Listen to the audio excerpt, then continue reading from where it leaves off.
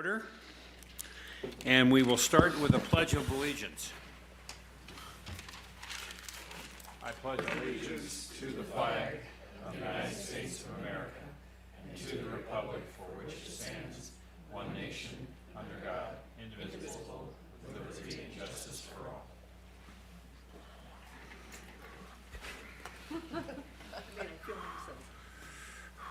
Let's have a roll call, please. Director Diamond? Here. Director Hetherington? Here. Director Rolfe? Here. Director Oded? Here.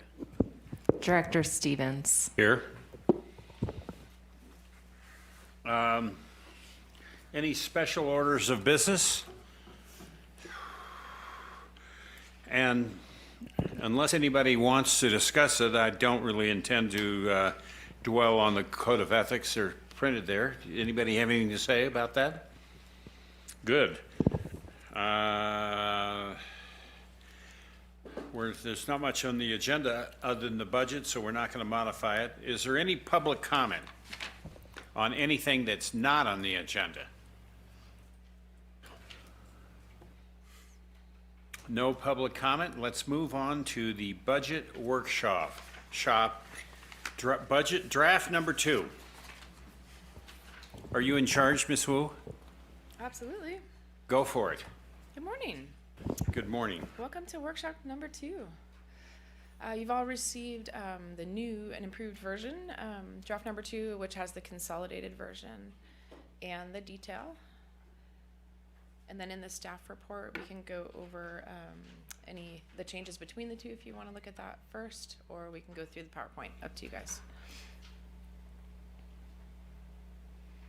Okay, we'll go through this. You've already seen these though. Can you go to the next slide, please? And the next slide. Okay. So we went through and updated for draft number 2. Budgeted revenue is now 20,000. It changed slightly on the FBO revenue side, just truing up to what AvFuel signed on their contract for what the differential is going to be going forward now for SAF. So that changed slightly there. And then we trued up the property tax revenue. So every year we get letters right around now, and it's always hard to time it with the budget process. But they'll send the letter out saying, here's what we think you're going to get this year. Last year, if you recall, it was like 2.7, I want to say, for one, or 8.7 all day. We ended up getting into the 9s, so we don't really know what we're going to get, right? They tell us in the letter, we take our best stab at it. So the letters this year was a very tiny increase to what we actually received this year. So we bumped that up 5%. In theory, that we're going to see more than we did as we do each year. So that's the increase there to the rest of the revenue on the property tax side. Any questions on that stuff? I just have a question about do you know when they're giving us an estimate of property tax, are they accounting for the actual money they're seeing or the presumption of the money they're seeing? And the reason I ask that is because we have our Nevada County supervisor say that people were not paying tax bills. Right, so they send me that letter and it's kind of an all-in thing. What Okay. I try to budget for usually is a factor of not everyone paying, because we don't really know what we're gonna get. And you'll see too in the financials, we get a big chunk in January, we get a big chunk in June, and then there's a lot of parts and pieces that kind of come in throughout the year for kind of that kind of stuff, for delinquent things and things that come in late. Thank you. Sure. I was curious, you've reduced the FBO revenues to fuel by about 50,000. What was your Yep, thinking there? that's the true up for the AvFuel contract pricing. So they brought their differential way down for us. Didn't change the gallons sold. I kept it consistent. Our fuel, right around when I started about 5 years ago, was going up, and we've really kind of leveled out since then. So I feel better keeping the gallons sold more consistent than trying to grow it. But because the price went down on the raw fuel, it lowered the revenue just slightly.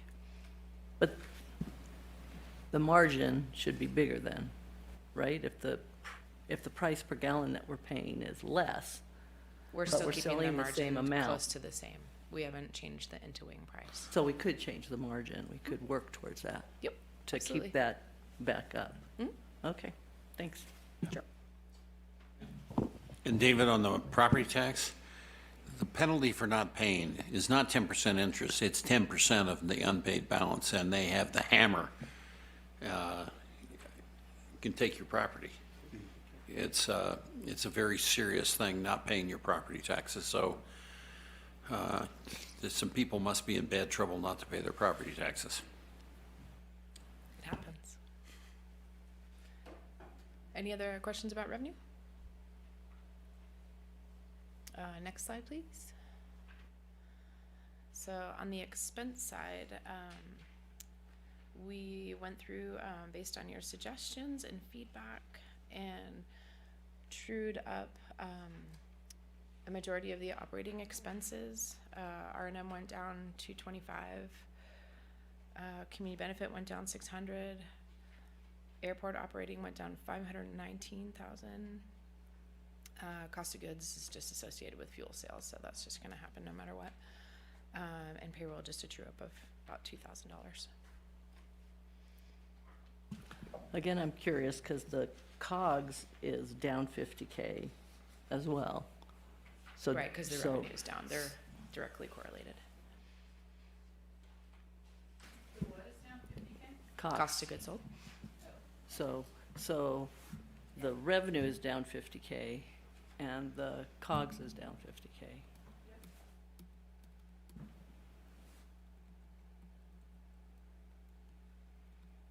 So overall, on the expense side, we went from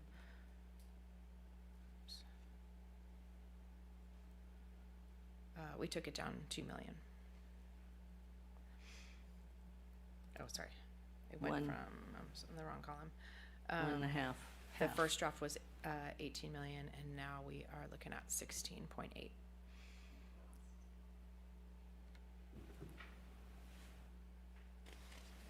Any questions on the expense side?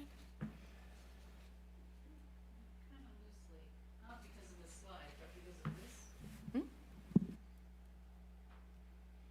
519,000 operating expenses airport. What is that we went down? Operating G&A, so that 4.086. Do you know, like more specifically, that's a pretty big number. Yeah.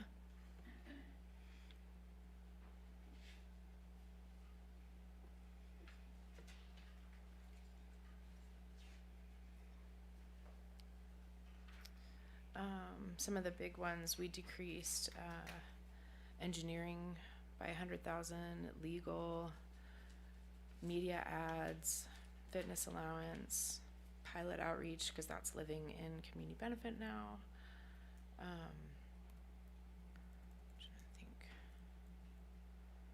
Events and programs. The county support trued up a tiny bit because that's just a factor of what we receive in property tax dollars. And we took the ACT dollars down a little bit because we had way more in there than we need. We only really need like about $1,000 in there to throw those meetings every month. The majority of the increase you'll see year over year on that side on operating is the property insurance though. So all of our insurances have grown, and that one grew a lot, as we know. And then I can also go through the community benefit side. It was 200,000 for lands management, the 250 for TTCF, and 150,000 down in housing. Are we gonna go through the line by line one, or is this where we should ask those questions? We're gonna go through we can go to the consolidated one.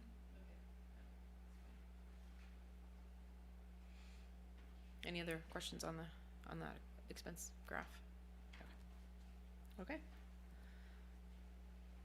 just, operating G&A, At the 4.086, and I'm looking at the detailed budget, or even in the draft 2, assuming I got the same one. Oh, no, it's different than what I was originally. I'm trying to see where that number is on this.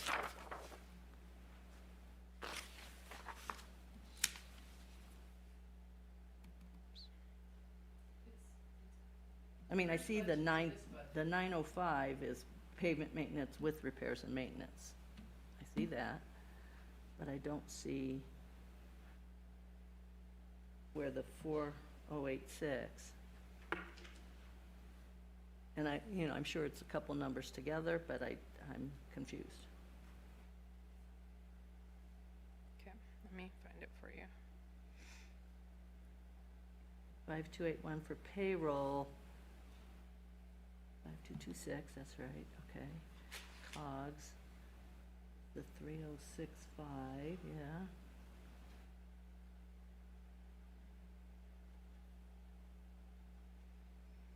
Interest expense. It's 2.1, is that what you said? One,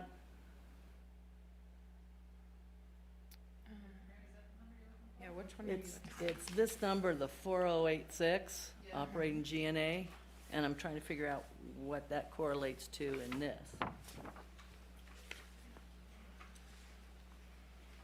think it doesn't include payroll. No, it doesn't, because next to it is payroll, and that number matches. And it doesn't include community benefit, or it does? No, community benefits, that matches the 23868. It's all operating G&A expense, and then you throw out the tower, and you throw out interest expense. So less $1 million and less $194,000 for the interest expense on the hangar loan. We're trying to tie the 4086870 back to the numbers. Yeah, and not How do seeing, we go from the 4086870 back to, the expenses on the detail? Is that what we're trying to do? So here, I can show you visually if that helps. Please. Can you go back for that for a sec? To the graph. Oh, I'm sorry. Okay. Operating G&A plus ATC plus interest expense is 5281. On the total expense. Go to the summary now. There, Oh, yeah. operating expense, Okay, that's. Yep. 9291 green column, 2005. Yep. It's just broken down on the chart that way because that's how y'all have asked me to do it in the last few years, so I just kept doing it. And where do we find the 5281? Operating expense airport in the green. Hey, we didn't bring the laser pointers today. Yeah. Here, I can. So green column, 2005. Right in dead center then.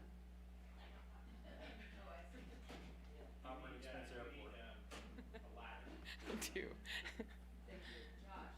Thank you. Yeah. Does that make sense? Okay. It's good that we can put a tie. Yep. Very okay? So I guess this is kind of where we were landing anyway. So here's our new consolidated budget. The last couple of columns over there are just showing the difference between what we had last time we met and what we're looking at now. Is this printed version up in front of us the one that's emailed to us? It's the same, it's different than, I think there might have been. we got a day or two ago, it's different. With the board book, or board posting. it's different than the board book one. It still has a net income of 1.520. But it's not the same document. It's the same document. It is? Because what was emailed to us, the bottom line was last year was different than the 12/31/25. Right, that's the it's- only change. yeah. Everything above that is all exactly the same. Except for some number had to have changed somewhere. Yeah, I get it, because the one up there. The is 1.520 is still the same number. The only thing that changed is the website dollars, which we'll go over here in a couple minutes. On the capital side was already in there, so the 7.2 is increased from the last time that you saw this. Which was a couple days ago. Yep. But everything else is totally the same. That was the only change. How, I mean, was it bad math before, or, I mean, It was never bad math. Well, I'm just It was wondering, just a there's line that was in there 150,000, that I there's pulled out at 10 150,000. o'clock last night. Sorry. Where's the 150,000? The website, it's in capital. It was in there twice. Oh, okay, thank you. It's gonna be.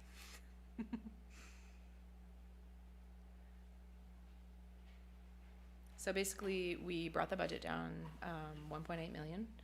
So net income originally was a negative 330,000, and we are now looking at 1.5 in total net income. And then those lines down there on the bottom are looking at cash. So we're still hoping to end this year around 10 million. Again, that's 8 months of actuals, 4 months of budget. So we'll have a little bit of flex there, just depending on how these last few months turn out. And then any additional capital projects and expenses that get pushed through. So still we're hoping to end around that amount. And so we'll start the year with 10 million, and then moving forward to 2025, we'll go through next the capital expenses. That's the 4.5 in there, and then property tax revenues, AIP grant money if we see it or we don't, and still shooting to end the year around 7 million. So we're down about 3 million due to capital. I mean, that's the big numbers that take us down. And we end up at 7.25 million. Correct.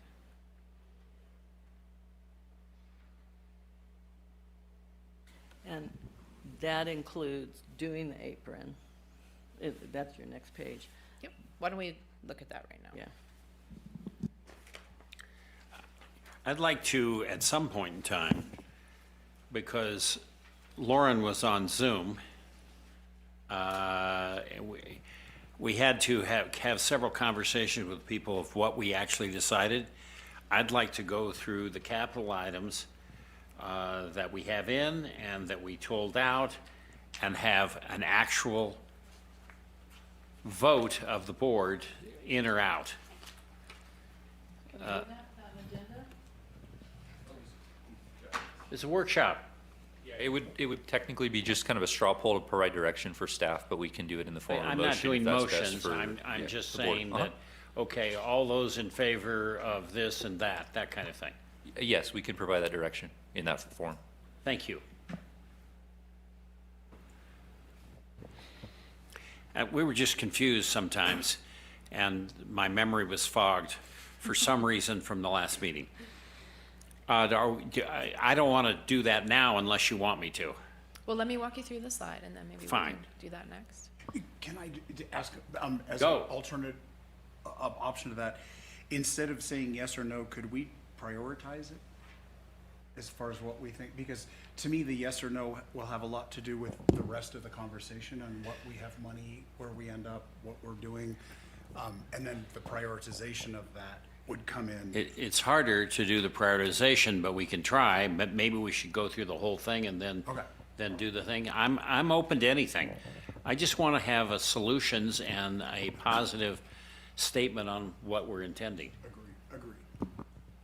Noteworthy that the new board could change their mind. Yes, they could, in January. Right. Could happen.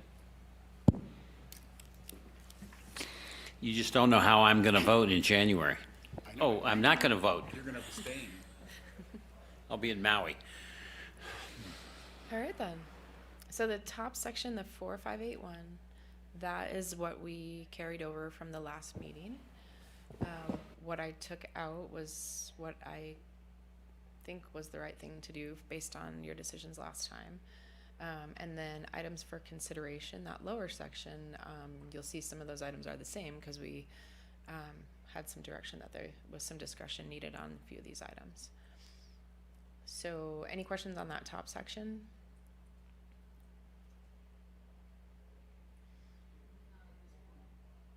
There might be later, yeah. Sure, no problem.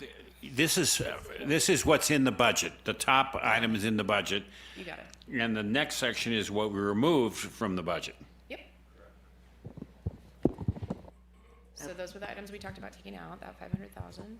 And then down below, we have some things to think about and talk about right now. Or not right now, but today. Can I just jump in and say, Yeah. I don't recall saying no on the loader.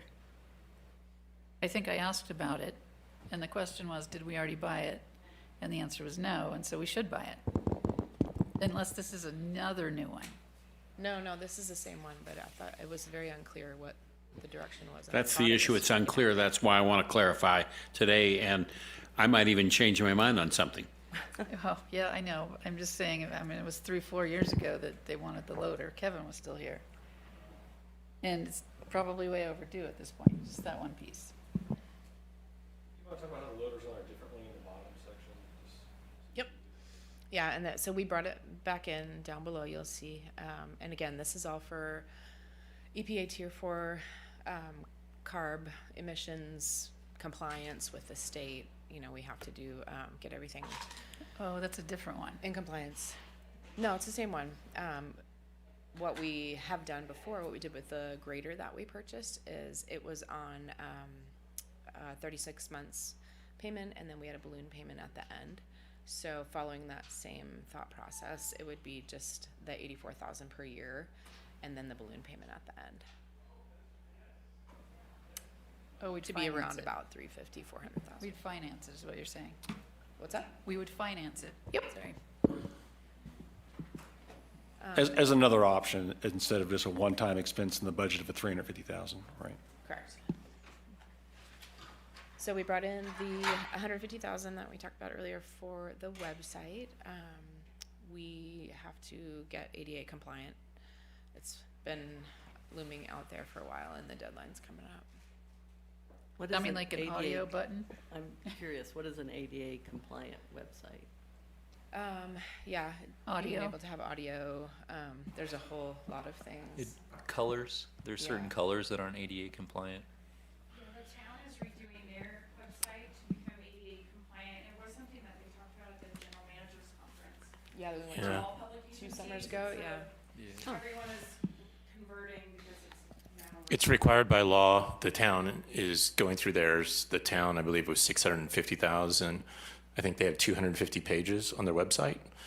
I think we have 72 pages on our website. So it's pretty expensive. You have to hire a contractor to do it, such that the website is ADA compliant. Yeah, the It's feds California state law. Yeah, the feds released new guidance early this year, late last year, about website ADA compliance, and this is sort of a best practice legal compliance to get us up to speed with that.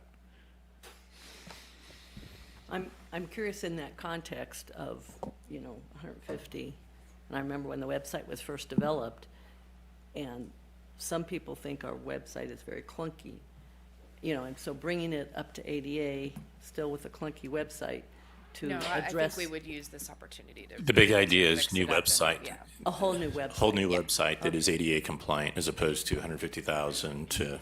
If you think ours is maybe we don't clunky, need the 70 town's is pages. terrible. Well, I just didn't want us to be spending 150 to do ADA, and we still have a clunky website with the patch on. No, it And would so be this is a redo. whole new website that's not clunky.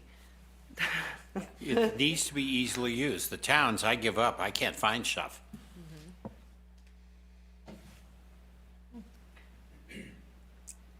And then we also added back in the electric GPU and the EV truck, just because those were based on the strategic plan direction. And there was some interest in talking about runway 220 widen and extending, just the environmental work for 485. So reduce it by In the 500. last budget, wasn't there a 220, a number like 40, which we took out? No. I have it right here. The last version of this budget or 2024? The last version of this budget, 2 weeks ago. We didn't have that in there, no. No, Nothing was in there for 220? no. Okay. I'm old, I can't remember stuff. Forgive you. Oh, thank you. You want to move on to the next slide? So here is the detailed version, which you guys have in your packets. Actually, can you go to the graph? It's like 2 more, I think. or one more. So this is just a little graph showing our historical revenues. The blue is FBO revenue, so showing how we are growing a little bit each year. Nothing too crazy. 23, we saw a little bit of a drop there, but that was super winter. And everything else is kind of steadily doing what it's supposed to do. You'll see a little bit of an anomaly in 2024 in that light blue color, and that is our claim for insurance for the hangar damages. That's the proceeds from that. So normally it's not quite so big. And that's considered revenue? We have to pay taxes on that? I mean, I know we don't pay We don't pay taxes, taxes. but we would if we were a private business. That's a surprise to me. Yeah.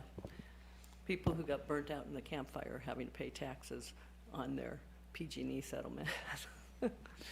And in 2024, this insurance, we've actually received that money? Not yet. We are working on it every day. So this is a projection of what we have. We have not received it. Correct. So they've come back, I mean, it's like a $3 million claim to do all that work. And then we spent an extra 300 to do the Z-Perlins. And Yeah. so I put a placeholder of 2.5 million in there. when they came back to us with their, here's some money, $20, what did they come back with? They haven't come back with anything yet. Oh, no? Nope.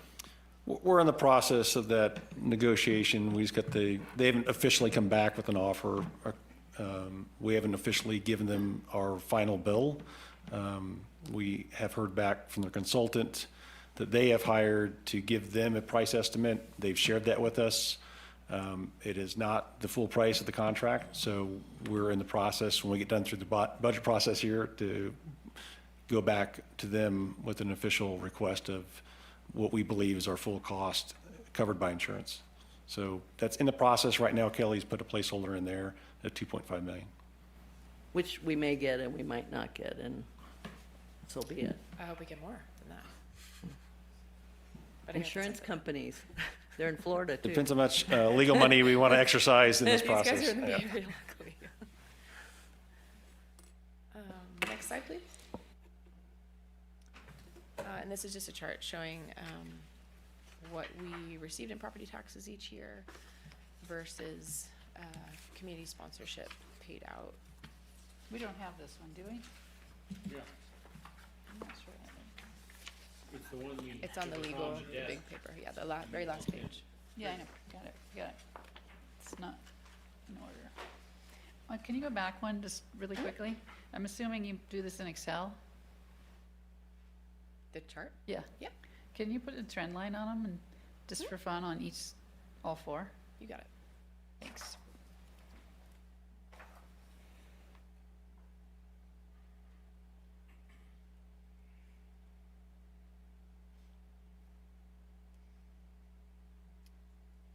Yep, this is the last page, so if anyone has any questions about this, let me know, otherwise we can Did we discuss. We didn't go through the detail, did we? We did not go into the detail. We can go back to that. I think you've seen this graph in the past. If we can go back to that one you're just on, Lauren, sorry. So that one, yes. So you've seen this graph in the past at past workshops. Kelly added a line on here, the third column over, percent increase year to year in property tax revenue.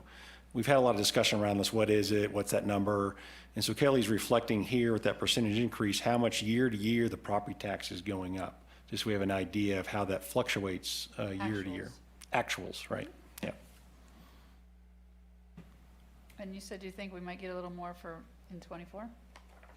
5? No, 4. 24, we're done, so that's it. Okay. 25, We're budgeting 5% Yep. for increase.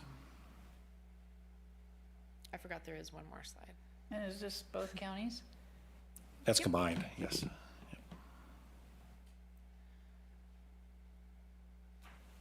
I'm just curious, operating grants. This is making me very happy. This is data that, we can build off of, and it's more than just year on year. So this is awesome. Thank you for this. Operating grants, I'm remembering 23 was 220. What was 21? Alpha, Romeo? one of the two? I think it was taxiways in the run-up, I believe, Yeah, right? I think it was Alpha. We did the, Alpha Runway, Taxiway. the taxiway yeah. on the west side. It was just the west side, it wasn't the whole thing.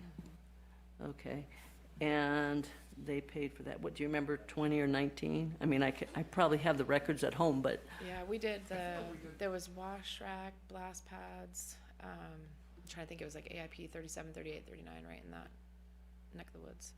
I can pull it up for you.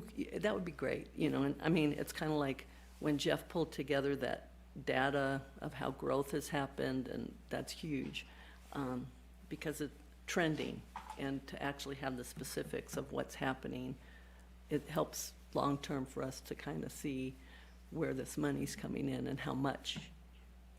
That would be great, thank you. You got it. Okay. Got it. And then there's one more slide.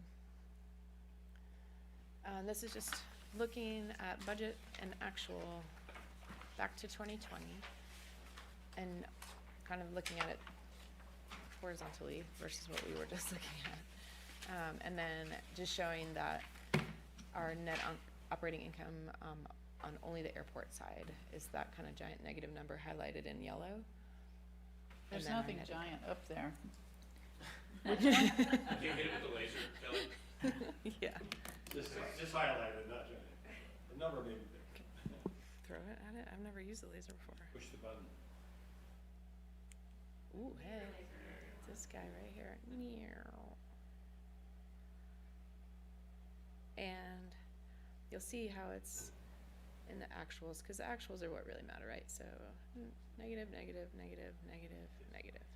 There are some years when it's a little bit smaller of a negative, but up here you'll see why. Because that is a whole lot of grant money right there. And that we spent, correct? Yeah, we built In the same year? That doesn't always happen. That's kind of an anomaly. But Most of the time, at least in my tenure, it rolls. But if we received the money and we spent the money in the same year, it's more a wash. So you could extrapolate that year was kind of even. No, because the expense isn't on here. The asset is on the balance sheet. So to get to net income, Got it. you still got that. Okay. Also a reminder, when did we switch from an October 1 calendar year to a, 2017, 2018.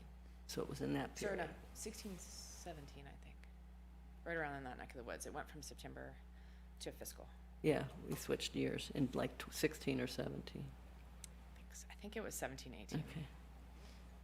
Because we had 1 year that was like a 15-month year. Yeah, it And was, then we yeah. switched, yeah.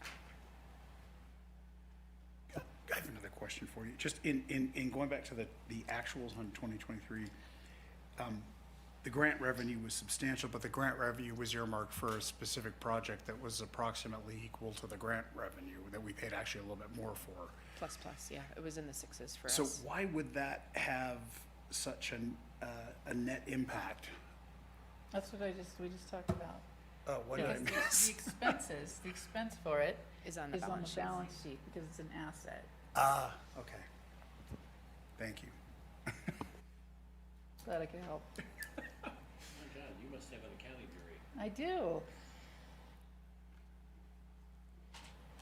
Did you have a question, Rick? No, I was making a smart ass comment. Okay, good. You? Yeah. Should not be confused who I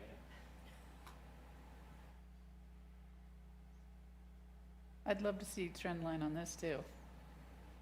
A trend line. On which line?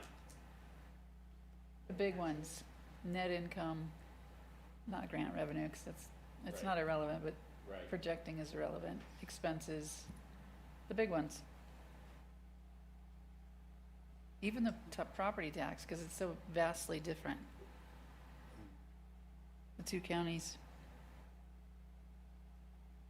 I also noticed in a past budget, when I was doing some research, that we used to include in this the chart from the county on who got what. And if I remember, Nevada County we get roughly 1% of the ad valorem that right? We could have this reversed. In Placer, it's roughly 0.5% of the ad valorem. Remember what I'm talking about? I know, you brought it up, one was like 0.39 and one was 1. Yeah, it's teeny tiny. I can quote it haven't, for I you. mean, I haven't seen it in the budget in a few years, but when I saw it in the past, it's, you know, if we get in Nevada County 1% of the ad valorem and the hospital gets 2.3%, you know, those are valuable things to know along your thoughts of all the special districts and who's paying for what and the public perception that we're, you know, collecting taxes that we shouldn't be. Well, especially when we all serve the same constituencies. And the same boundary lines. Yeah. School district as well. Yeah. But do you know what I'm talking about, Kelly? I don't know if that was Can you find for it? you. No, it was me. The county's calculated slightly different. Yeah, each county does it different. The one I saw was 0.5% in Placer and 1% in Nevada for us. Okay, Of the, Percent the of 1%, 1%. correct. right. Yeah, like Ad valorem Placer is County, for 1%. example, multi-county special districts, which is us, gets 2.89% of the whole pot of money. And Special districts, but not just us. the whole special district. Yeah. And Yeah. then what we get is less than that. Hold on. Does that fluctuate year to year? Or is it Shouldn't. fixed? It Tiny. shouldn't. Tiny bit. I wonder why that would fluctuate. 'Cause I would- 0.56% is what we get on the Placer side. Would you say that number again? 0.56. 0.56%. Are- So 2.65 is what goes to all the special districts. And of that 2.65, we get 0.56. in then- Placer. And, yeah, it is, of the 1%. The 1%. And that's, And you're then- in Placer? Yep. Yeah, when you get to Nevada, Then Nevada County. I was just shocked at how much. You can Parks and find Rec this? gets. I'm so impressed. She is good. And this has, does it have all the special districts split out? So Can you, Nevada County gets 1.0478%. Yeah, 1.0. 478. It's all on the state so controller 0.5% website. and Or on the, 1%. the individual I've been counties. doing Yeah, this that- research for a reason. What do we get of that? That's what we get, We get 1.0478% of the of 1%. the 1%. And do you still have that up? What is the hospital getting and what is the school district getting? And Parks and Rec was a shocker to me. can you forward that? I would like to see that. Sure. Park and Rec gets 7 million, so we get 2.7 from Nevada County. Park and Rec gets 7. 7%? Sand gets 7.3. No, $1 million. Oh, Truckee Fire gets 9. The hospital gets 3.5 percent or million? million. Do you want percent? Yeah, please. I can send this to you guys too. Yeah, that would be awesome. Another thing to think about is that they aren't all of the same areas, right? So Yeah. Truckee, Rec and Park, their service area is small, and where the actual tax rate area is a small number, so maybe their percentage looks higher, but it's of a smaller number of Great point. parcels. Great point. So Just like our property taxes are all based on tax rate area too, so not everyone is the same. I'm not the same as David, as Mary, as Kat. Within each county, different areas. Yep. And that's probably why it changes a little bit year on year, because the tax rate areas change. And for example too, there's a lot that goes down the hill, right? $12 million goes to Nevada Irrigation District, so, or Nevada County. So there's definitely a lot going that way. they're probably not our parcels. Those are like overall Nevada County parcels, so. Yep. But they're still mixed into our special district bucket. But I also want to say something else, and this has nothing to do with us, but I want it publicly said, is that if we say no to the tax dollars, it just goes back to the county general fund. That's Correct. It doesn't go back to the homeowner. Correct. That's huge. They're gonna pay 1% no matter what. No Right. matter what, yeah, it'll just be in, And I A fire think that hydrant. is a misconception. Yes. Mm-hmm. And West County gets to decide. That's right. West County and Hardy. But doesn't And he live Cindy. in, he lives in Nevada City now, doesn't he? No. He lives there when he's in meetings, but he still lives here. Any other questions on property tax or this? Appreciate you sending those. Mm-hmm. Invaluable. Okay, that's the end of my presentation. Did we go through this whole line by line? This, I know we didn't go through, I but did you wasn't planning flash on it? And I going don't- through it line by line, but if you have questions, I can Not answer. really line by line, but I did have a couple questions. And then we can get into our debate. Discussion. Yeah, Discussion. no. Yeah, I am on that one. Looks different on mine. I printed it differently. I don't have any line numbers. Can you get us on the same page? Which one do you want? Blue, yellow, green, detail.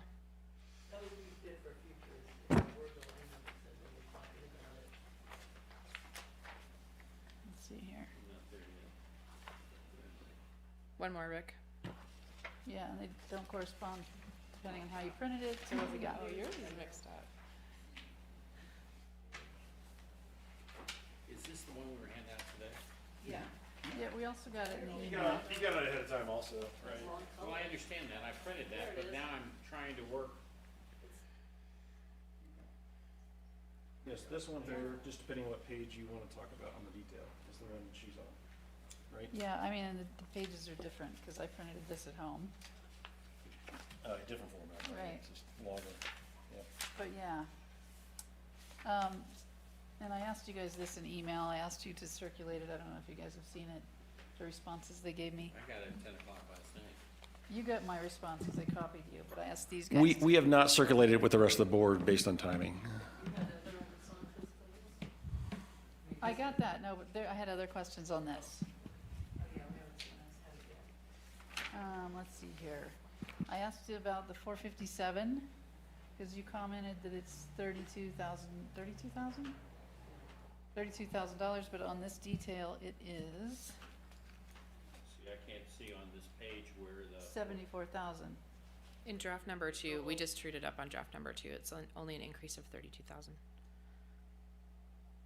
Say that again? On this page, it's 80K, and when you first, 2 weeks ago, it was 72K. 72K, Yeah. 32K, it's 80K. The one I have is 74,316. Okay, you got more specific. I don't know, is it more specific? Sorry. What's the name of the line you're looking at? It's 457 pay. Okay. It's in the top portion of the second page, It's that, the fourth line down. 63, depending on which printed version you're looking at. Exactly. 74,316, which is more or less what you had in the discussion point in here, Which is not my question. where you said it would only cost that, it would be Yeah, an you're additional done. 71,000 annually, going from 7% to 8%. So my question was, in the response in pink, the answer was $32,000 is 1% increase on the 457. Right? You guys remember that? Yep. In this, there's a $74,000 increase, which is 39%. And the answer that I got was, we revised number 2 draft to more accurately reflect utilization and staffing. That, I understand how you came to it, I just don't understand why it's bigger Hang on. than 32,000. If you want to go on to the next one, I'll come back to that. I'll wait. Because it was, let's see, so this year's 25, so 23 is when it was instituted at 5%. Last year went to 7%, and now they're saying 8%. And it didn't exist before 23. There was no 457 prior to 23. Well, it's, I mean, really, it's more than 32,000, it's almost double that. It is more than double that, and the increase year over year is 39%. It's the 39% that caught my eye. Huge increase for 1 year. Isn't that also based on which employees take advantage of it? I don't know. Yep. That's what I'm asking. If the employees don't want to buy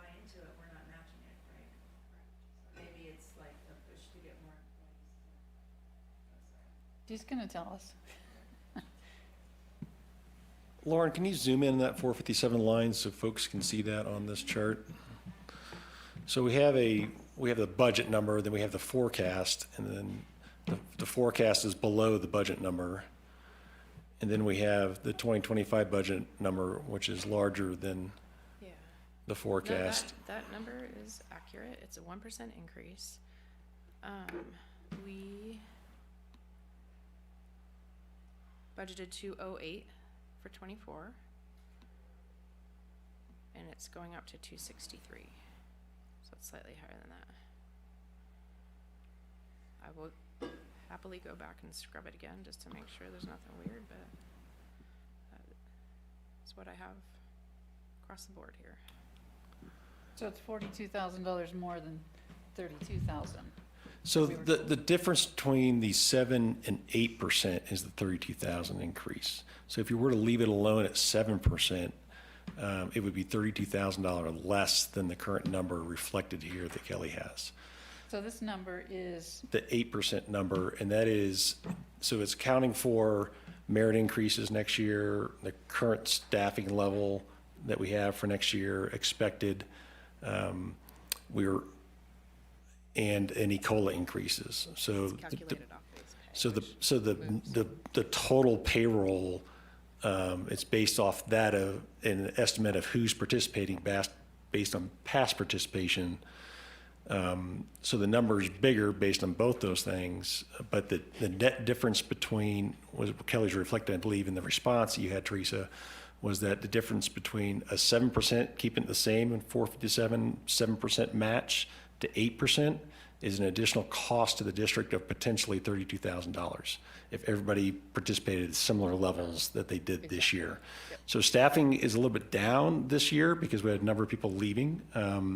We're planned to be fully staffed up next year, so the total payroll budget we expect to be higher than the forecast because the forecast running low because we're filling the positions now. We expect to fill the positions, so the number is going to increase if people participate at the same levels they do currently, and the new folks that are joining us choose to participate also. So it's a little bit of an estimate.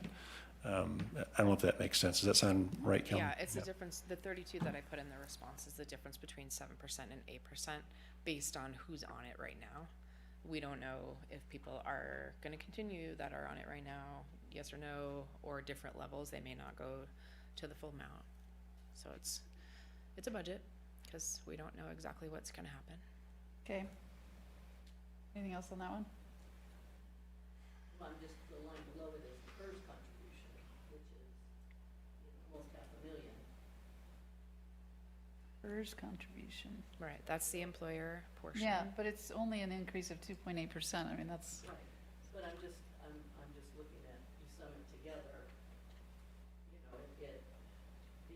payroll, if you go up to salaries and wages, it's up. Salaries and wages are up 15.8%, and I guess that's going to the idea of more employees. Fully staffed, and instead of having gap positions, which we've had this past year, maintenance manager not filled, not being paid, so the forecast is coming in lower, we're not paying that. Next year, we expect to fill that, so we're planning on paying that position as an example. And I come from private industry where load factors are 30%, and I think load factors for us are like 60 to 70%, and that concerns me. We have 2 people left on the classic plan for CalPERS, the good one. Everyone else is on PEPRA, which requires additional funding by the people if you want to actually retire. Right. So that was kind of the idea with the 457 plan to try to help with that because the benefits are not nearly as rich in PEPRA as they are with classic. On classic, it was 55 and 2.8, but now it's 60 or 62. 2 at 60. 2% at 62. So, It's not what it once was. So the 457 is a program that was put in place. It's mostly the burdens on the employee to put the money away to save pre-tax, but there is an employer match to help try to catch up that difference so folks can reasonably retire after working here for a career. okay. Good, Mary? She understands the numbers, I That's think. all I I wanna understand the She doesn't like numbers. I would rather say it's 7%, but I would too. I don't know Officially. the board, how the rest of the board feels. I don't think we have a retention problem. We may have a recruitment issue in the future, but I think that we would deal with that then, but that's what I would like to see. But I'm just one person, so I don't know Have where, we made the decision to go to 8%? No, that's what we're talking about. No, this is our budget draft that we're recommending going to 8%, and this is, other than payroll, the only area of increase for, You are, Employees. you, Mr. General Manager, are recommending we go to 8%. we're recommending that. I think based on the recent comp study that was done, that overall globally here as an employer had us matched pretty evenly with other similar employers overall. And that was as a result of a lot of catch-up work the last couple of years on the way of actual pay and benefits. So I think we're just hitting the point where we're about parallel with other comparable organizations. So I think moving from 7 to 8 continues to maintain that. I think ideally over the next 5 years, we want to get to 10, and 10 would probably be a cap, but I think that would be the long-term goal. What would be the effect if we kept it at 7 $32,000. $32,000 less, instead of 74? 32 Double. less than 74. 42 instead of, Yeah, 74 minus It's a 32,000. small increase based on the COLA and the merit, but 32 would be the difference between 7 and 8. 32,000. Now, the salaries and wages includes the 3% COLA, so everybody gets a 3% COLA. No, everyone does not get 3%. We're requesting to budget a pool of money of 3% of payroll so that we can award merit increases based on performance. That's which- merit, but Which varies. everybody gets a 3% COLA. The COLA in is this based budget. on standard, it's more expensive to Depends on live the here CPI. based on So everybody's CPI. getting I Right, just, yeah. there's two pots. Yes. Everybody gets the 3% COLA, and that's in this budget number of the 3.5 million. That is, of it's salaries an and wages. estimate based on And then- trying to forecast the future of what it might be. And then you get 3% of the 3.5 million, so you get about 100,000 for merit. Based to on performance. Distribute to other, who earns that. Correct. That's merit. and how is that determined? Meaning, if we approve 3% and somebody only gets 1.5 based on performance, does someone else get 5? So we have a semi-annual performance review system in place here that is done every 6 months, and we take a combination of 2 6-month period scores and correlate those scores to actually percent increase in salary compensation. So it's based on performance and goals of each individual, So. right? So some Can people, someone get 5? yes, if After they're performing 3. really well, absolutely, yep. And some people might get 1 or 0. It's rare. We've never done that. It's exceptional. We've never had. You're exceptional. We have some exceptional employees that do really well, that are performing at a high level, and we like And to they still see, don't get a 5. yeah. We don't go that high. So what you So- score, Okay. And, Just trying to and understand each year, it's based upon that year's evaluation. Correct, every 6 months. It doesn't affect, the prior year doesn't affect the current year. Correct, it's current performance, and it's still operating within the guidelines approved by the board for the pay ranges. And it's salary, not bonus. Correct. And it's PERSable, both the Everything's PERSable. merit and the. Yes. Unless you're at the top of your pay range. If you're out of the range, it's not personal. So, and, I think we have a great staff. I want to support them. I just come from a different place in industry, and it's very different. And that's where I'm coming from, not to be personal. Definitely not personal, and mine is more about reducing our overall budget. That's so that true, we too. can put more into the community benefit. So, if we're gonna vote on this, I say no on the 1%. I think we ought to have a discussion on that when we finished everything. I think we ought to I'm writing the numbers. Okay, cool. We'll do it in the same thing All as right. the capital expenditures. Yep. Discussion and guidance, Okay. Next, not an actual motion and vote. okay. You good with that, Mary? Yeah. Okay. Okay, the next one I asked was 32% increase for training, education, and other. And the response was increase cell phone allowance by $5. I assume that's for everyone. Correct. Those who And get it. one new employee with a car, a uniform allowance. The sum of that, and while the dollars might not be that big, 32% feels like a really big increase for one person. It's not one person, but we're looking at, remember, budget to forecast. So we haven't finished yet. So if people haven't turned in all their uniform allowance yet, it's not pulled in Oh, yet. so If we I'm- haven't paid out, we didn't budget for the rest of the year, for example, for the new positions car allowance. So there's a little bit more of a variance there. But if you look at budget to budget, it's actually less. I'm just trying to understand the methodology, because maybe I'm misinterpreting this, but it reads like one new employee, one new car allowance, one new uniform allowance. Replacement employee who Okay, that but- role but- did but not it's still have one a person. car allowance before. But we're still talking about one new position, whether it was vacant or whatever. It's one person, right? One new car allowance. Yeah, I think it's a small dollar It is total small. that creates big percentages. Totally small, Right, but- yeah. You know, for me, what sticks out is anything over 25% increase. That's why I'm questioning it. Let's see, the firefighting question isn't this specific, right? This is something else, so I'll move that.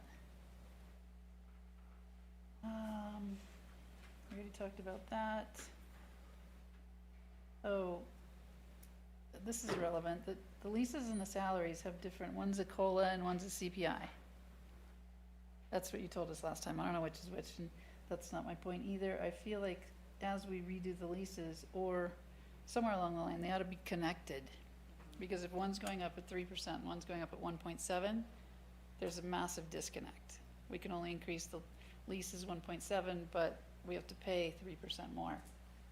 Is that possible, as we renew leases, to change that?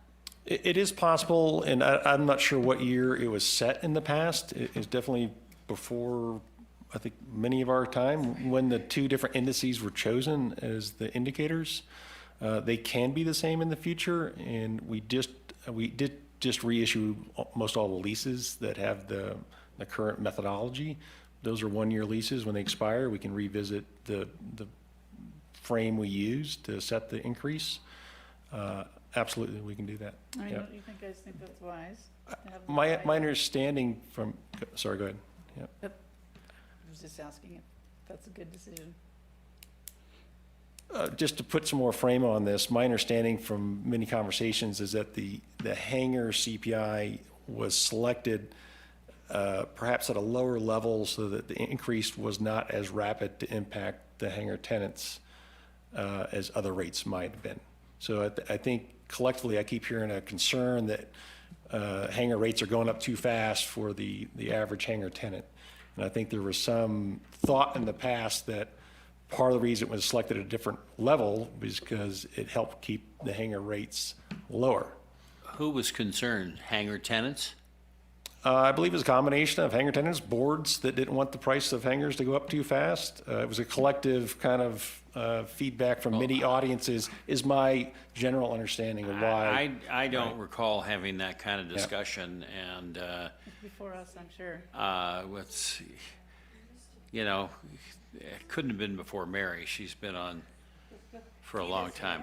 Yeah.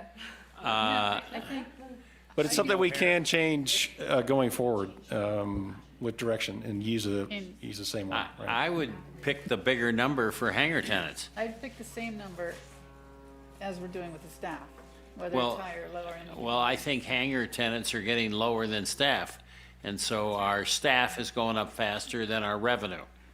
Precisely my point.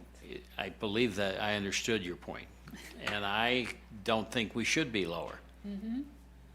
Just keep in mind that that number is volatile. We don't know what it's gonna be. It could be 8%, it could be 1%, it could be all over the place. I We think picked that's a fair. number just as an placeholder. I essentially, doubt because it we would be don't that know. big a spread, 8% to 1%. Hey, we had cost We of gave an living at 8% 9%. one a couple of years ago. Yeah, but it should be even because that's the cost to run the airport. So we could certainly do that. I believe December, we're scheduled to recommend some PMCD updates. One of the call-outs in the PMCD is the rate we'd use for the lease increases. So as we update the PMCDs, we can update that policy portion of our documents to reflect future use of the same indice. So that shouldn't be too hard, I think. I agree with you that I think that our rates for operations of this airport, hangars, et cetera, shouldn't be artificially or lower because we picked it some time ago. Right. Do you disagree, Mr. Hangar Tenant? Am I allowed to disagree or agree on this?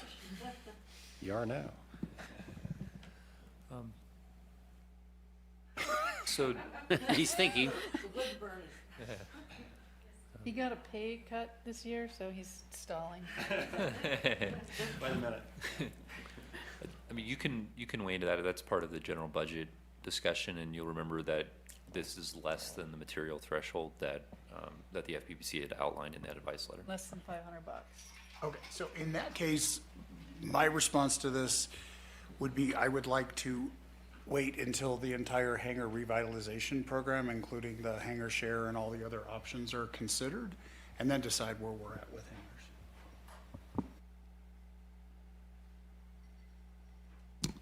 So for budget, contractually, we're obligated with existing Yeah. leases that run out for about another year. Yep. So we could see this somewhere next year, because we're not gonna be done with all the hangar revitalization at 200 grand a year for probably 5, 6 years, because you're doing like 10 a year, or even longer. So I don't wanna wait that long. I want some congruence. No, I'm not talking about physical work, I'm talking about the proposals that they've considered for additional revenue sources from the hangars, including the hangar share program. Yeah, I think we could reasonably, These things come to fruition. as part of our PMC update, make this change in our PMCDs. Practically, it won't be implemented probably till January 2026. So that's sooner, than I think, perhaps a 5-year hangar revitalization kind of concept. I think that's it on this part. For me. You know, you're looking at the plus 25s, I'm also looking at the minuses. And, like, here we got, well, fly quiet, yeah, that's, yeah. Airport AFCOM safety, what are we not doing that drops from, we budgeted 240, actual's about 82, and you're budgeting 40. What are we choosing not to do? We're not choosing to do anything. It's just some items that got moved into, there's a line for data services, like where ADSB lives there, and Vector, and anything in relation to flight tracking and that kind of stuff. I tried to consolidate it all into one line, And it got moved to down another, below to a different category. to where? I will tell you. Operations monitoring expenses.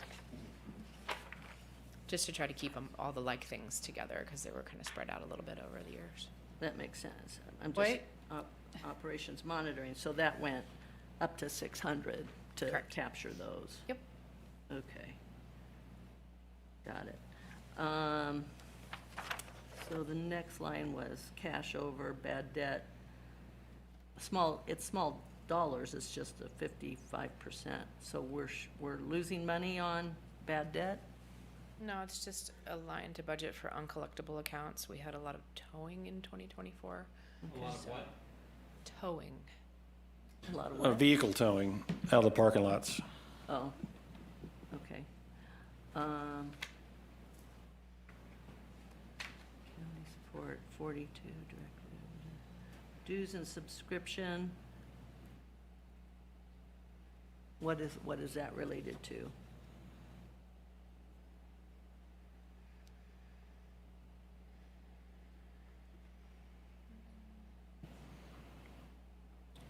So the budget this year was 77,000 for that. Forecast right now is 44,733. Our budget recommendation for next year is maintaining the 77,000. Is that the question? Yeah, I'm just, So so we're running under, I definitely have cut back some dues and subscriptions. The full year isn't done yet. I think this is an area that probably has some more bills that are going to come in. okay. Insurance is up, yes. Have we had any luck finding a different plan, or? are Not you- yet, but I have reached out to two different people to see if we can make some headway and find something That'd different. be great. Yeah, Thank it you. sounds like from what our broker is saying, like, the industry might continue this way for like another year and perhaps start to plane out after Because that. we made a claim. Well, we've got that against us no matter who we go with. Yeah. So that's gonna stick with us and be on our 10-year loss run for 10 years. Okay, And insurance is going up everywhere. yeah. Correct. I mean, big time. And warehouse, the WAB cam is up, but we get reimbursed for that. Yep, and we increased that a scotch for the property insurance, Okay. knowing that was going up. Can you say that again? Because I noticed the 51.9% increase in warehouse office building. Did we pass it on? Yes, it's offset by the revenue up top. Is it a triple net lease? Do they pay a flat fee or do they pay actual expenses? We bill them each year based on if they're over or under on the cam. We pay a monthly based on the prior year reconciliation, and then we true it up once a year That's and true. bill them for the difference, and then update the new amount monthly based on the prior year. So it always lags a year. But They this pay an year it estimate. went up. So they really aren't experiencing yet the property tax because it's based on 23, but they're aware. Oh, the property tax and insurance. Yeah. Okay. Yep. I'd like to see legal going down. Why conventions and conferences? That's a pretty big increase. Are we going somewhere fun? 43%. It's only 20 grand, but still. So the budget this year was 66,000 for conferences. The budget next year is recommended the same, 66,000. We're running at 46. I know I've gone to 2 conferences, haven't filed any of my bills yet, sorry. I got to catch up on that. So we're under running right now budget. There's a fair amount of stuff happening in the fourth quarter, though. I have We're 2 going to conferences I haven't CalPERS filed for next that I've week, already these guys, executed. yeah. Yeah. The next one's just as fun, 42% increase in director's fees. What You are know we? what that is? What is that? Insurance? It's to increase in your stipend. We talked about being able to waive that at some point. Is that an option? How do I So do that? directors, good. Yeah, when the board approved that, there's an opportunity to waive your stipend on an annual basis. And I'm sure we'll be providing more information as we get closer to the changeover, which would be January 1st. So you'll ask us. And each director will make a decision. Okay. So right now, we're budgeting right now based on the increase We'll take all level the of money. compensation for next year. We're assuming everyone's going to take it essentially, or pretty close to that, plus the insurance increase cost. And that's the health insurance too. Correct. All in, I feel like the health insurance is going to be less. You don't think so? maybe, we don't know. I mean, it's for one person plus one person. It's not a family plan, right? It is a It depends on the election and who's going to Who takes opt it? into it. There is a family plan There is family. available per the way that the resolution was written, it's just not the primo one. Because the dollars match a single plus one. Correct. I'd like to go back to legal. The reason I would think it would be going down is because we're not doing this part 13 with Kirsch. Correct. So we're not cutting Josh, we're cutting No. Kirsch. Never. Well, Phew. Okay. But seriously, getting out of that, defending ourselves on part 13 is big. He's not cheap. Correct. And just going back to conventions, whoever gets elected, I'm gonna seriously encourage them to go to the Air Noise and Emissions Conference that's held by Davis. It's very informative. You and I went, and I hadn't been for a few years, and there's new information coming all the time. I agree with you. I went to one in Long Beach Yeah. during my first term. It's very, very insightful. It's in March of 2025. Okay. And let's recommend CSDA as well, leadership. Oh, yeah, that training, yeah. Where is it at in March? Do you know? Yeah, it's Las Vegas. I mean, Vegas in March is perfect. You've never been, it's really interesting. We'll see if I win. I might be in Vegas in March either way. I have a question. Oh, And this is now a question I realize I should have asked before, but now I just saw the labels. In the fourth column on this is increase, decrease, actual 24 over budget 25. And then the 24 column, it says forecast, but is that the number we're using? That's Yeah. the actual we're presuming? Yep. Okay. That's the 8 months of actuals plus 4 months of budget. So in some of these cases, the numbers that seem dramatic are not necessarily budget changes. They're just changes over the actuals that Exactly, we're yeah. seeing. catching up. And Right? we may spend more or we may spend less in that blue column. We just don't know yet because David's it's a catching forecast. Gotcha. I'm gonna be dangerous. Okay, the biggest one here, and it's a negative, is community benefit 1.4, and I'm sure we're gonna talk a lot about that when we get to the debate part, right, Rick? Mhm. And put that on your list? Discussion. Our community thing that we did the other night, the forum, Yeah. is all over next door as a debate. We debated. Okay. I was there. I didn't hear that much debate. I didn't hear any debate, but that's what it says on next door. Oh, really? Oh, at the Canada debate the other night, yeah.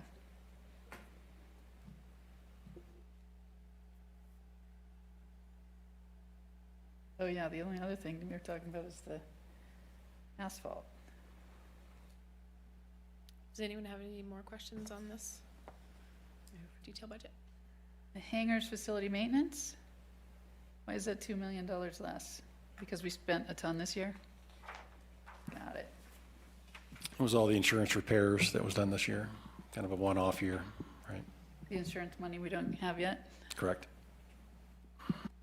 So, Some of that was the new floors, wasn't it? But majority No, was that's capital. fixing the problems. Like Revitalization. 40, Under hangar revitalizations, where Yeah. You're projecting not a big snow year this year. We're not gonna have this problem Yeah. next year.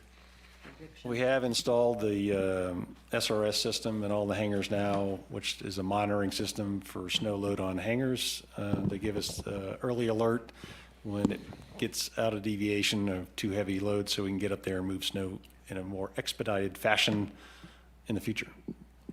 Excellent. Thank you. having a standing contract. On airfield lights and signs, does that include the 30K for the new density altitude? No. Because that'll Project. be capital. That's, Yeah, a lot of the lights out in the airfield there's a backlog of lights that need to be replaced, and they're out. Yep, 62 is exactly what it is to replace like 82 lights or something Right. like that. I know at one point they put in solar. Did that work out, or are they not working out as solar lights? I don't think I have a good answer on that right now. Yeah. Okay. There's a couple different styles that are out there.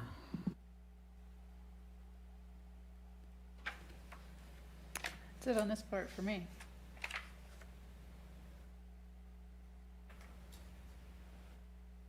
I really appreciate having this level of detail to talk about. Mm-hmm, Thank you. agreed.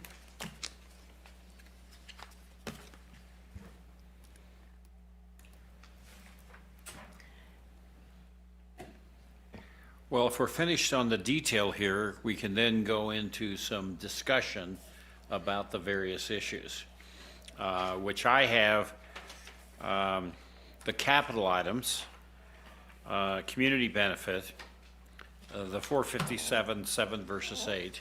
Have I missed anything? I wanted to talk about the burn down budget, for lack of a better term. and why I want to keep talking about it. Well, would you like to talk about that right now? Yeah. Go for it. All right, so the request for this is not a one-time event. It is not, it burns down and the planes are here for a summer trying to fight a fire. It is a long-term question of, okay, so we have 2.5 million in reserve. That's not gonna get us through year after year after year after year of less flights because the forest has burned down. I'm concerned about the forest burns down, firefighters come, money's fine for a little bit, we've got 2.5 mil to keep us okay for a little bit, but what happens after that, the next few years, when we don't have any operating revenue, and I shouldn't say any, but let's say half, and now we're 100% reliant on tax dollars, even if we had no airside revenue, we still have all this budget. So it's not- Salaries, et cetera. Everything. It's not a one-time question. It's a long-term thought process on the budgets we create to try and keep them low for a couple of reasons. Community benefit. What if something bad happens down the road? That's like, then what are we doing? We're laying off half of our staff? Do you see what I'm saying? And it's not gonna regrow in a year. The lake's gonna be cloudy. I hope it never happens, but I'd like to think about it when we're talking about budgeting. What happens to property tax? Still pay? Well, no, I mean, let's say Tahoe City, a good portion of Tahoe City burns down. Because, you know, I lost 2 brother-in-laws, they lost everything in Paradise. And I should ask them if they still have to pay property tax, or does that go into do. a silo? I mean, so I have no house, but I still have to pay property tax. Well, would you, I mean, every year you get a chance to appeal your property tax. And Yeah. if your house burned down, that would certainly be justification on a reduced property taxes. Potentially. I'm just Potentially. I'm thinking of Jasper, and we're not gonna lose the whole region, but we could lose a neighborhood. We could, you know, the, You could lose. I mean, if something happens on West Shore, it's gonna burn all the way through. How about Lahaina? Whatever. We So- don't need to debate the possibility of it. It's more of a, we're elected to make responsible decisions now and moving forward. And that's why I keep asking about this, the burn down. What happens if it burns down? I don't know what that looks like. How many people do we still need? Obviously, we need less staff if we're, well, the airport would still operate. I'm not concerned about the airport. It's just, are people not gonna be coming up, is your point? and Buying then fuel. the revenue, correct. And yes, we'll operate, but at what level? If It c- operations are cut in half, so we're not selling as much fuel, we're not, But as long as the property tax flows, then what? That's only half of our budget. it's most of our budget. It's not. 50%. Half. But and I understand and appreciate what you're saying about keeping things lean. I agree with you on that. If we have a catastrophic event, this, I think, would be, we would come in for an emergency session and reevaluate everything at that time based on a revised forecast. So I'm not sure how we could forecast, like if we were to do alternate forms of the budget, how do we forecast based on it's kind of a bad event, it's a No, middle we bad don't event? have to do an or- alternate budget. We just have to keep in mind as we grow and add people and add things, what does that look like in the future? Just want it Right. to be lean. No, I'm Because if with we you. lost half of our revenue, we're done. I agree with you. I think we're a great size the way we are now, and I'd like to keep it where we're at now. But I do feel like depending on what would happen in a disaster, we could even begin to account for what we would have to do at that point in time. When COVID hit, we were concerned that we would, That was a different deal. We I all made a understand, ton of I'm money. just saying, we said, oh my God, this is gonna be bad. And it turned out it was better because more people came in, we stored more fuel. We did better than we thought, as opposed to worse.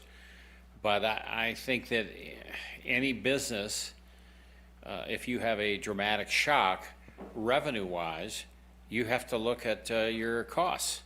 And you have to make hard decisions.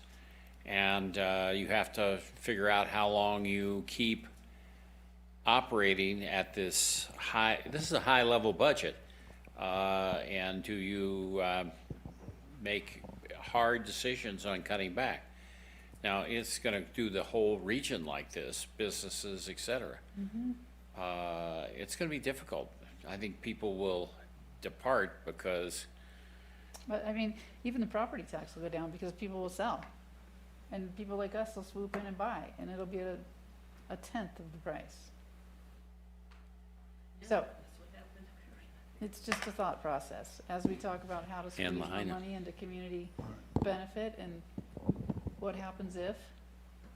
I just don't want open checkbook because we have the tax dollars. That's what I don't wanna roll with. well, if it's a burn down and property taxes doesn't keep it, you don't have an open checkbook because you don't have the money. I understand that, but if we go along like this, and I know we won't, probably none, any of us be here in 10 years, maybe, Mary will. You mean on the board? yeah, I don't think I'll make it in 10 years. yeah, I won't either. Probably not for the same reason, I don't know. So are you trying I'll to be say that we dead. should build up bigger reserves? No, nope, I'm saying we need to look at this in a really tight way. Just kind of to have it in a back pocket? That's right, keep it in your mind, every little thing, like, even when we get to the debate, I'm gonna say, we don't need to buy dinner for everybody, I know it's not a lot of money, but if we just keep doing things like that, because it's only $32,000, or it's only $6,000, or it's only this, it all adds up. Mm-hmm. And I know we don't live paycheck to paycheck, and that's a reference, sort of a metaphor, but what if we did? What if all of a sudden we did? And what if the governor or if taxes change altogether? Anything could happen. We just gotta be responsible. It's what we have to do in our personal lives. That's right. We have to match revenues with expenses. And we were elected to, be responsible. I can easily say to somebody, you don't benefit from the airport because you don't fly in and out. That's what they say, right? Well, sure, come on up on board day and you can have dinner. There's your benefit, I don't wanna say that. I don't want that to be a thing. So, that's why I wanted to talk about it, not because we have $2.5 million in reserve and not because the firefighters will still come. The reserve is not enough to make it work. I'm sorry, David. Two I didn't see you months. pushing. 2 months, and I'm not saying it should be bigger, because what's the point of keeping a bigger operation if we don't have anybody coming? And when I see anybody, let's say it's cut by a third or half, which I expect it would be. I feel like, in a disaster, I think we would adjust and we'd figure out what we needed to do. I feel like from at our level of this, I think conceptually that it's like, these are the decisions, like instead of thinking about like a specific line item, I think we need to think on the bigger picture of, like, we know how much an employee costs, right? We know how much the loaded costs, we know all the PERS and all that stuff. What leads to the need for more employees, more airport, more operations, more expansion? Like, I think at our level, we need to be cognizant of the decisions we make, not leading down the road to a future board that has to pay for these bills for us. And that's why, for me, it's like, I look at that, what we've got now, I would like us collectively to focus on keeping this level that we have now, that I think serves the community very well in terms of aviation and in terms of the services that we offer, and that we are faced with optional, in fact, we'll discuss this today, we are faced with options for expansion. And I think we need to be cognizant of the fact that none of those options don't come with additional expenses. So they might not be our expenses, but they might be a future board's expenses. Just like right now, in many cases, we're accommodating decisions that previous boards made that expanded the airport to where we are now. So I'm with you, keeping it lean. I also think the staff is awesome. I think the airfield is awesome. And I think it's important for us to keep in mind the long-term financial impacts of any decisions that we make. Are you ready to move on to decisions? I am. I just wanted to put it in your heads that that's our job, to be good fiscal stewards of public funds. And I think in our strategic plan, when we put the dots, we were in the center. You know, we weren't all in the same place, but we were not for expansion. Agreed. And I'm not sure I agree that 220 is an expansion, or that it's gonna cost any more on a maintenance level, but you guys can speak to that. It'll cost on capital, and that's one of the discussion items. Yes, it is. Is that is there any task that falls out from what you're thinking for staff? Or is this Not more really, or other less than to about put it in the mindset. It's just. Just a reminder for microphones, please. Yep, thank you. Mine's Yeah. on. But, no, there's no task. It's just let's think about it that way. Let's just keep that in mind. Because we're 27 employees. If we go to 30, then we're carrying 30 people and 30 PERS and 30, all that. And as far as I No. can tell, we have less operations so far this year than last year. Is that right? We're really close. I think we're within 3%. But August was for sure down, because we talked Little about it bit, in the financials. And August is the perfect month. Mm-hmm. There was no smoke, there was no bad weather. Why were there less? Is that the beginning of a trend? Maybe, I don't know. I can tell you the National Business Aviation Association, NBAA, will say that business aviation, which is where we make a lot of our revenue from business jets, follows the economy. If the stock market, if the economy's going gangbusters, people fly. And if you're flying on a jet, you're a business owner. You're not working for a wage. Your capital's making your money. And there's uncertainty right now in the financial markets based on the election coming up and a whole bunch of factors. And I think we see that reflected in the way folks fly here. COVID was a complete outlier year where you got a spike of traffic with a spike of fuel sales because people were coming up here because everything was shut down. But otherwise, it's going to follow the stock market. Or something really crazy, unique happens here locally. Like I've said all along, in my interactions with clients and pilots, people coming here, it's not the runway, it's not anything. It's the owner wanting to come here to recreate at their second home. They're coming here for the lake, they're coming here for the mountains. It's not the airport. Okay, after a bio break, we're going to move on to a discussion of the specific items. Time out.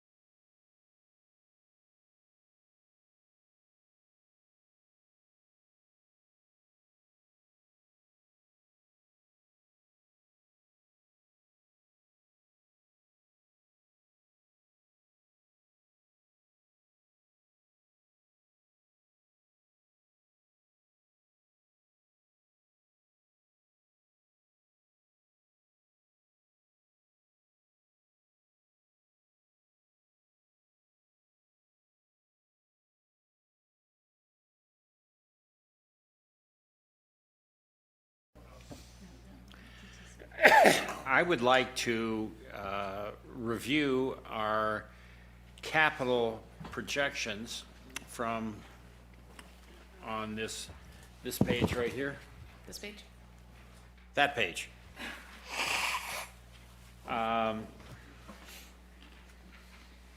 And, you know, there's some big numbers here, but the biggest is apron, A2. $3.3 million. And I believe that we're not going to get any FAA money, so this is real cash out of our reserves or our budget that is being proposed, and it's in there. And my question is, do we do it now? Do we postpone it? Or what do we do? Opinions, please. So I do plan on having a full staff report for the budget and the normal regular board meeting in 2 weeks that will detail all the aspects of this proposed project's money that's been authorized already, design, what the total FAA money available is, and what we're currently budgeting right now is what comes out of our pocket. What you're saying, I think you're saying, let me verify, is you'd like us not to make a decision on this till we see your staff report? That's what I'd recommend, because there's a lot of detail behind why this piece of pavement now that's been on the schedule for a number of years now. And I think you should be informed by that information. We can certainly, at that point, remove this from the budget if there's not concurrence with moving forward And you're doing this in 2 weeks? at the regular board meeting as an action item. Can you talk about it now, since it's on the budget, or are you waiting for information? No, I'm putting together all the information right now. I could talk about aspects of it, certainly right now, to add some color to this. You're moving Could I towards. add just an aspect in light of the last conversation, putting on my strategy hat of critical infrastructure that makes this place work to generate revenue, whether there's a fire, et cetera. Our runways are in really good condition. We just reconstructed 021129 is in good condition. There's 5, I think, in 2029, 2030 of repairing some of it. The other critical infrastructure, if we're going to generate revenue, is selling fuel. And the ramp here is where the jets come in, the turbines that by SAF, where we generate most of our FBO revenue. And this pavement is critical infrastructure. So using the fire analogy, if we had a large jet punch through some of the pavement and we made a decision and there was a lawsuit or something and like, we're not going to use apron 2, our ability to service larger aircraft would be impacted. And aircraft would go somewhere else. Maybe that's okay, but we would lose out. We would lose out on revenue. So I just think it's important to. It's not a capital investment to quote make it better, but it's investing in in critical infrastructure. I think the hard question to ask is, no kidding, when does it need to be repaired? And as Rob stated, you'll get a full staff report, but it's critical infrastructure. If that were to fail, it's the fire analogy of the front yard where we service the large aircraft and sell fuel to generate revenue would be at risk. So that's how I view apron 2. Are we in danger of punching through? So I think it's where the full staff report would help provide all the details from our airport engineer. I don't want to shortchange it, Rick. It's 9 inches of pavement right now. What the requirement is 18 inches. There was an overlay that was done for 3 inches a number of years ago. That was like a patch job to make it look better. So you look out there right now, you see about 1 inch a year cracking happening. You see the undulations happening out there. The subsurface is below standard there for that area that is most heavily used as our primary ramp. You're talking about base. The base, the Base is- actual pavement But a is base half of is- what it's required to be, right? The actual concrete is half? Correct. The What about base? asphalt. Because base to me is almost as important as the concrete. The base, I'd have to pull up the engineering reports to talk about that. Okay, well, what I was starting to say was I think we should talk about whether or not we want to keep it in this year. And then when the staff report comes, we can change our mind and bring it back if we collectively decide to postpone it. I don't think we should ditch it. I just think maybe this isn't the year. I disagree. So I'm for leaving it in. That's two opinions. I'd like to leave it in. I'd like to pull it this year, postpone to next year.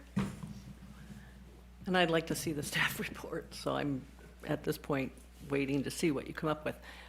Part of the other questions I come up with are, we're getting bigger and heavier jets parking there. And as they park there, that's what's trashing the asphalt and the subbase. So at one point, they used to park them farther down on the other parts of the ramp. The jet ramp was built for jets, and that's a pain for them to have to go in and out through there. But the point of putting them right smack in front of our building here, that's what's destroying it. And I'm not sure, so then we go from what we're 9 on 12 or 6 on 12. You know, so then let's say we're gonna go 9 on 18. Well, then we can facilitate a lot bigger aircraft, which is growth. It's a creep factor that you were addressing. And, you know, jets are changing, we're getting, you know, when, for example, when we were doing the work on 1129, NetJets just brought in smaller aircraft and used 220. And so every step we take to facilitate bigger jets, it makes it more likely that we're going to get bigger jets, which is going to be harmful on 1129. It's going to be harmful on our taxiways. You know, I've got the PMP here, and I went a little bit into it, but not completely. The plan was that it would be done in 2026, was failure, not failure, how did he put that? Remaining life in years. And he uses, you know, because I remember talking to Damon, he uses a different methodology than the FAA methodology that his dad invented, and it supposedly is better. But have we done corings on it? Do we really know it's ready to, the subbase? I have concerns about it in general, about even proceeding with it. So I'm ambivalent. I want to know what you have in terms of detail. But I am concerned with this whole process of creep. You know, I've always wanted to be a Cadillac, or not a Cadillac. I want to stop at Cadillac. I wanted to be a Chevy, and we're just creeping. And the more we creep, the more how it changes this airport, and it changes how the surrounding areas experience this airport. Your concern is about bigger jets, but also, I think, correct me if I'm wrong, about what are the facts on the sections? On sessions? Sections. Yeah, yeah. I mean, how much From of an it- engineering point of view. How much of it is really bad? I mean, there's that tendency when you know, you're mobbing and demobbing, and so you may as well just do it all. Well, does it really need all to be done, or can the circles be moved to an area that has not been affected? You know, I mean, because when they're parked there, fully loaded, is when you're damaging the pavement. So I'm trying to look at other alternatives than let's just hog out, what is it? It's like, I don't have a scale. It's a couple thousand feet from, right? 1,000 feet all the way out to the dirt of hogging. Again, it's like, talk about your emissions, your carbon effect. You're hogging out a lot of asphalt, a lot of base rock, and then putting it all back in. And where's our base rock coming from? Because that has been a historical issue of negative impacts. Tykert, I don't know if they have enough, or are they going to be trucking in the subbase from Reno? Do we consider that in our carbon emissions? There's a lot of aspects to think about. And you could move circles potentially. Okay, you've got a wait and see till the report comes out, but other issues. Yes, ma'am. By the way, this is me following the code of ethics. It says that the president will recognize the next speaker. I'm recognizing Okay. you. And Mary, you're next. are you saying we have pavement down the road that supports jets? This I don't know. Is that what you said, that there's a jet row down there somewhere? Well, the jet ramp's ramp over here. Over there by the, When by it the was, glass pads. this was built over in What? front of Hangar Row A, it was purposely built for jets. So we're talking jets that fly and that don't have a hangar can tie up over there? Yeah, but we don't use it that way. That's why there's that big deflection shield, so that we don't, you know, when they turn on their engines, they're not blowing out the fire Why department. don't we? Do we direct where they park? We do directly park. We currently put the firefighting helicopters in that area to keep them segregated. When we have additional firefighting helicopters, we put them on this end of the ramp over here also. We generally can't put the largest jets on the jet ramp because they don't fit very well there. So it's the medium-sized ones that go over there, and we do place folks over there as appropriate based on utilization. But mostly, the vast majority of the time, we put them in the primary circles out in front of this building as the primary service area for our transient operators. And we have 10 circles? I was just looking, there was number 6, 7, It sounds about right. I think it's 11. Yeah. 11, you know, but we used to park the jets way down at, So, you know, Rose, so DE. based on the time of year, the day of the week, the weekends, how long they're staying, the op staff will park them in different fashions. Reserve, for people who are staying here longer, we'll park on the extreme ends of the ramp, either way down by EAA or even at the run-up of 29. What we do as a primary turn area is what's right in front of the building. This is our primary service area where our O&M staff is. This is where we fuel out here in front. This is our heaviest use area on a regular basis because it's in close proximity to the building, the transit system, all that kind of thing. So, Right. just for factual, we could push them out. Most of them, not all of them, but we could Say push them again, out. please? We could push them out away from the front. We currently use the entire ramp area as appropriate for the volume that's showing up here. But again, can we? Could we? We do now. I don't understand the, Well, I get it's stop convenient. using A2? Not entirely, but you know, if we wait a year and we have to push them out a little further and it's inconvenient, is it just inconvenient or we can't do it? Certainly, we can juggle folks all over the ramp and move people around. That's always an option, absolutely. The question is, to what end, I would say. We know we have a Say- long-term identified pavement deficiency in our apron by our expert, our airport engineer, that has long-term schedules and plans to do pavement replacement. So it was on the schedule for actually this year to be completely reconstructed for A2. That's what we've been telling the FAA for over almost 10 years now. It's been on our schedule.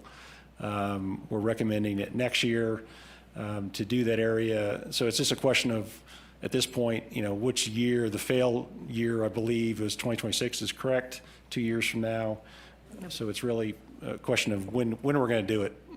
Yeah, that's what I'm asking. Yeah. So if we decided this year to push it off one more year, just for budget reasons, we could park people elsewhere in the short term. We'd still park them on A2 for a 1-year period. Okay? I had, Thank you. It's David's turn next. So I appreciate that we've got a detailed report coming, and I would be comfortable holding off on a final decision until we see that report. That said, because of the A2 project, we would not be able to do the 2 million in wildfire mitigation, I would strongly favor postponing A2 because I think it's important for us, for many reasons, to continue that at least for another year there. And then, and also, if that decision, if we do have to come down to that decision, I'd rather that be made at a regular meeting, because I think that's a huge. Which is part of the budget process. Yeah. And what you're telling me is you prioritize the fire prevention effort at 2 million as opposed to A2, or the apron. As opposed to the immediacy of doing A2. Okay. Yeah. Like But- a 1 year delay. But if we could do both, If we could do both, then I would be curious to see what the report, the justification for. So come back in 13 days.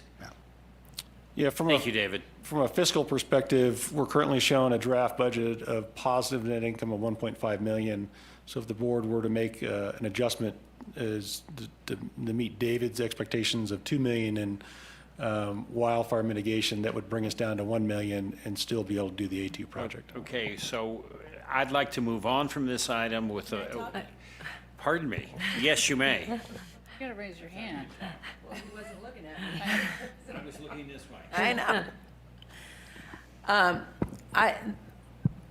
I think that maybe now's not the time to do it, but I've seen a lot of discussion both at the town hall forum and on social media, and I suspect that not all five of us have agreement on the difference between expansion, improvement, and maintenance. And so I'd like to ask Jeff, what, from your opinion, is there a limiting factor of how strong this pavement on the apron is? Are jets coming in here and saying, well, we can't fly in there because their apron's not strong enough to hold our weight? Or are they more looking at how strong the pavement is on the runways for taking off and landing? Because I don't see the improvement maintenance piece of the apron being an expansion. Totally agree with that, by the way. I'm only looking at postponing. Oh, no, I know what you're saying, but I think maybe we don't have to have this discussion right now, but I do think, I mean, I'm not a pilot, but it makes sense to me. I'd be looking at, is my big heavy jet able to land here in the first place? And then can I park on the apron because it's weak? Would that limit my decision to fly in here? I don't think it would limit the decision, because even if we, right now, let's say fictionally, we condemn apron 2, we just park the larger aircraft elsewhere. It would not change the calculus. So conversely, if we beef it up and it's really strong, do you think we're going to get more jets because we have a stronger pavement at the apron? No. Okay. And again, I'm not an elected official. What I observe, the people I talk to, the conferences I go to, they don't come here for Red Truck. They don't come here to park. They don't come here for cheap fuel. They come here for Lake Tahoe. They come here for their home at Martis Camp, Lahontan, Tahoe City, Kings Beach. They're coming here for the location. In my professional judgment, almost nothing we do will change who comes here when. Again, I'm not an elected official. That's what I observe. Mm-hmm. But you're our director of aviation, and what you're saying is that jet traffic is not dependent upon that ramp or runways or anything else. It's totally dependent upon whether their rides want to come to Lake Tahoe. If I'm understanding your statement, yes, it's the owner operator that's making the decision. Okay. I'm not sure I understand Director Stevens. Okay, thank you, and you aren't an elected official. I got that, Director of Aviation. Yes, ma'am. When somebody chooses to fly in here, do they ask about the pavement? How is that known publicly? So we do publish, they understand what the max weight is for the runways, and they operate within that. They're above those weight limits. They'll call and request, it says by permission. Occasionally we get the heavy aircraft ask for permission, and on a one-off basis, we'll grant that typically, as long as it's not a recurring cycle of some kind of charter operator operating something large. So it's a kind of one-off thing. We do see some large jets here. I wouldn't say it on a regular basis, that are in excess of the weight limits of the primary runway, 1129. We do have some flight departments that have some large jets like AT&T that are very cognizant of what our pavement management plan is. They've asked for that. We've shared that with them because they've had a number of jets here in the past that are close to the max weight limit. We have parked them in our run-up, our newly repaved run-up at the end of 29. And we experienced their tires sinking a couple inches into the pavement. We're in the process of not parking large aircraft there now and working to mitigate that repair under warranty with the contractor that put it in. That's in process still. It's a minor issue in the big scheme of things, but it's taken away part of our parking area for large aircraft at the run-up area. So the large operators are aware of what the pavement scores are for our apron and all parts of it. And they do make regular decisions when they come in here about where they park and where they like to park. The more sophisticated operators that have, big flight departments. We've even gone to the extent where we have purchased large metal plates put on the pavement. So when the aircraft pull in, they put their wheels on those big plates so they don't sink in, just as an extra guarantee. So we have some issues with the current quality of pavement across the airfield here. Not the runways themselves, but the rest of it. Yeah. So you put on the website the wind and the air density and all those things. Is it somewhere, like if someone was going to fly in? It's published. So the runway weight, it's on the FAA. It's in our airfield information pamphlet. It's published per the FAA. It's not a website thing. You can go look it up. It's 80,000 pounds on 1129. 60, 80, 35, 50. Yes. So, it's a published, it's not our decision. It's a hard published. I can go to ForeFlight, I look it up. There's and it depends on the type of landing gear I have as well, the configuration. So These plates are kind of like it's the same steel shoring, like when you're driving down, when they cut a pipe and you drive your car, it's that same steel. We're relating it to something that I understand is when you back a truck into a warehouse and you have wheels on the back and then you drop the front, they have these feet. And we put big blocks to spread the load so it doesn't punch through the pavement. They're large 4-inch steel plates I that are like understand. 10 by 10. And but the same we put the idea. wheels on those, Yeah. right? To spread the load. Shoring. It's Yeah. steel shoring. For edification, since I am an engineer, think about when you drive over a bridge and it has a weight limit on it, right? So those weight limits, if you can probably sneak by once, you can sneak by twice, one of those times you're gonna get burnt. And that's the same sort of thing. So we have a rating, and we can allow a certain number of prior permission to heavier aircraft. On our apron, when you do have these heaviers, and I'm hoping they took some recent core samples that'll be in your report, that Yes. really tell us what's there and what we're seeing in terms of the thumping test. That was something they came out with the deflectometer and dropped to actually assess our pavement. Because it does flex. It is the only flexible solid in the world. So, but my point is, if AT&T is going to bring in a heavier aircraft and they're going to deflect our pavement, are they paying for the metal, the metal that we have to purchase for them to park on to preserve our pavement? Or alternatively, can we charge a heavier aircraft more to park on our pavement, particularly if we're having to pay for it? If the FAA is paying for it, that's one game, because that's grant assurance money.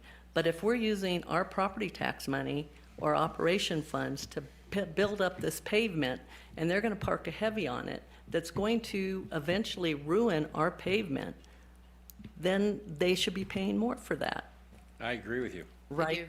To park. So we do charge landing fees at a larger rate than by weight, right? That's a So- landing fee on the runway. I'm Correct. talking about a parking fee. So Because then it's static. That's a whole different gig than when it's a We- moving aircraft. we charge We charge them. ramp fees based on category of aircraft, which is an escalating scale, And, based on weight.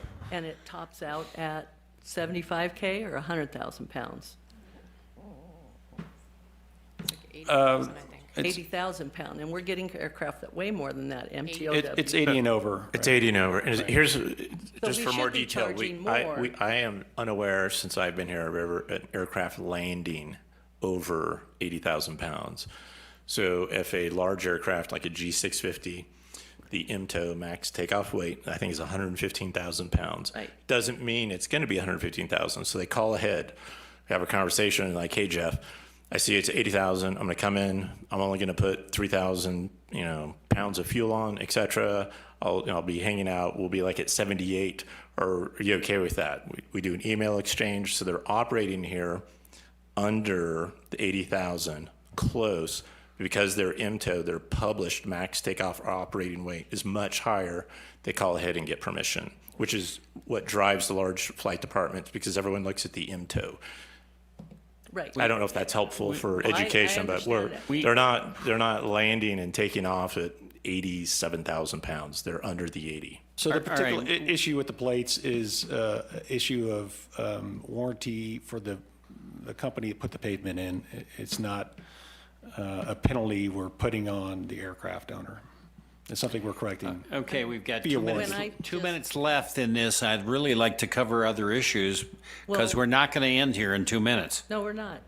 And are we going to have this discussion? I mean, we're here to do, What, are we going to have it? We're Are not we going to gonna have it finish. in 13 days when we get his report? Yeah, Yeah. let's do that. So we could have it here and then have it again. So can we, I would like to check a few more things. We're not going to make a decision on this. And I agree with the kinds of things you're talking about, Mary, but I'd like to cover some of the other things, like 527, like the community benefit budget. And are there any other issues that we have on capital? We have a bunch of things in here. Is there any ones that we're unhappy with that are in there, or people want to comment on any of these issues? We're leaving the new tank in here at 750,000. Are any of the other issues, which are not huge, other than the skid and the 12,000 gallon tank, are there any in the upper group that people want to opine on? I'm good with that. All right, the items removed, which include the GSE hangar design work, which is the replacement of the old hangar 2, is that correct? That's correct. The loader, the electric GPU, the EV truck, they're out. Is anybody questioning those?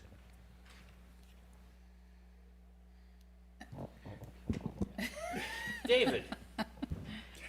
I just on the, with regard to the loader, because I had the same question that Teresa had, is like, I felt like we had thought that was okay before. I don't remember us. I agree with that. Because I remember making the joke that Vince is getting what Dave did not get. that's right. So just a question about that one. You would move it back into the top? Yeah, because I thought that we had agreed to that. Same. Yeah. Well, we have a majority of opinion to move that up into the budget at the 350,000 rate. And I would suggest we do it at the 84,000 rate, and Pardon me? I would suggest we do it at the $84,000 rate, so we don't have the Finance it. full buy-in the first year, Right. lease to own. I got it. So we're taking that one up, not the one in the middle. Correct. Well, there's a consensus, Kelly. I like it.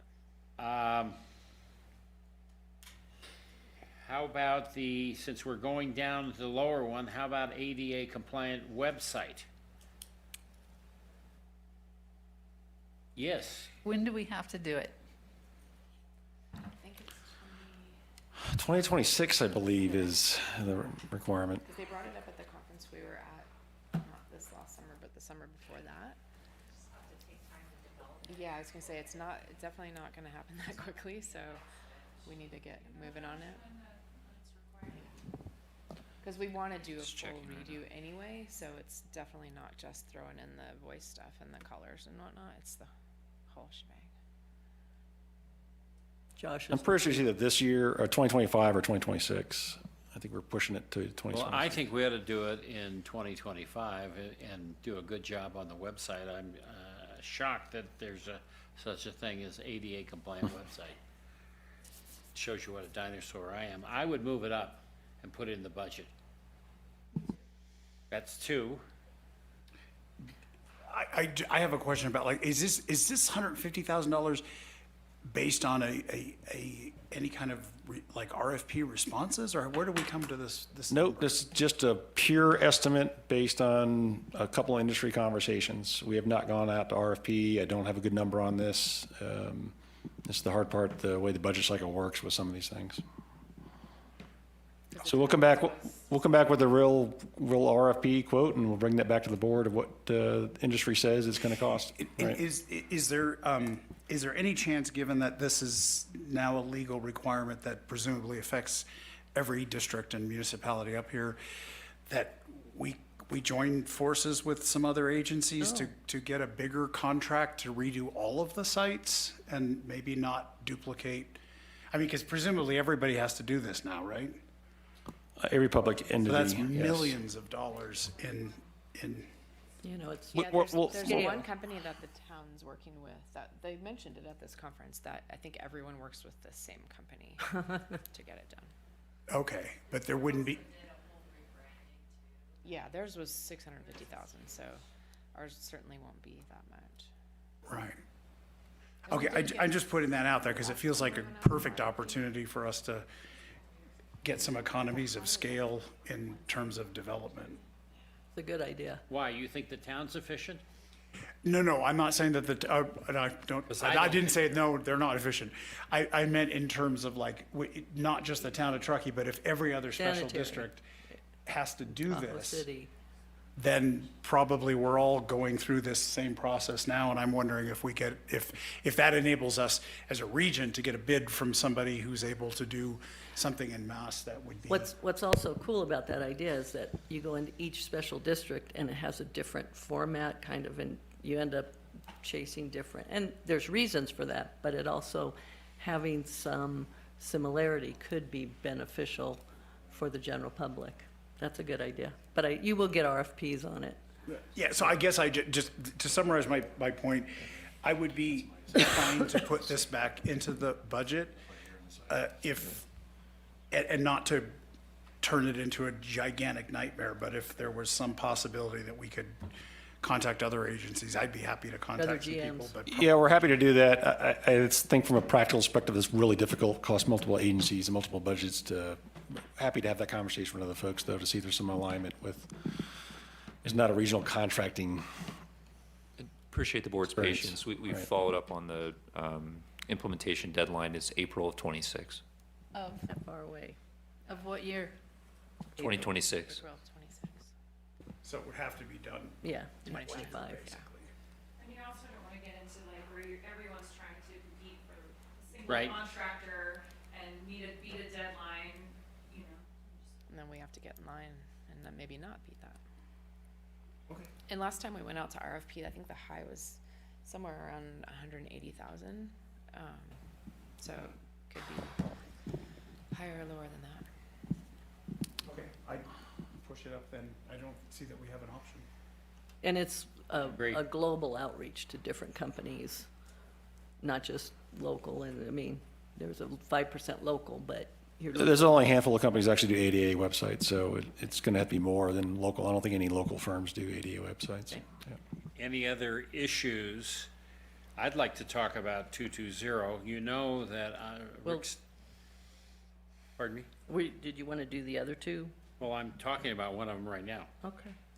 I'm talking about the lengthening and widening 220. You know I'm in favor of that, but I'm not going to move that up because I think the new board needs to discuss that. So I'm suggesting I'm in favor, but I'm not in favor of moving it up. Teresa? I'm in favor of moving it up, however, if we move up 150K for the website and 350 for the loader and another 485, that's $1 million. 84. We're moving up 84 down below. Oh, right. Okay, so it's $500,000, or whatever it is. It's a lot, which reduces, I assume, further our community benefit. Not necessarily. Maybe not It lowers the necessarily. net income is what it does at this point, right now. It takes money out of that pot, which has already been cut back severely. So I think if we decide not to do the apron, we should do the 220. But I don't think that we can do both, personally. So that's a really gray Comprehensive area. Statement. Any other comments on 220? Oh, I didn't see it up. You I am farther out. I'm not in favor of moving it up because I'm not in favor of the project itself. I feel like the same data that we got that did not strongly support the 1634 also did not strongly support lengthening and widening. It was the same concept, I think, that was there. The other thing about that I'm concerned about is let's call this a $500,000 investment in moving forward with lengthening and widening, and we're looking at a $3.3 million expenditure just to redo this pavement out here. This 0220 is going to be a $15 million project easy, and that's going to be 100% property tax because the FAA has already said that they're not going to give us any money for that. So I would feel like, agreeing with Rick, that that's definitely something for the next board to decide. I don't think we should commit to spending $500,000 to do the reports, the environmental reports on this, until we know that the next board is willing to move forward with that kind of a financial commitment.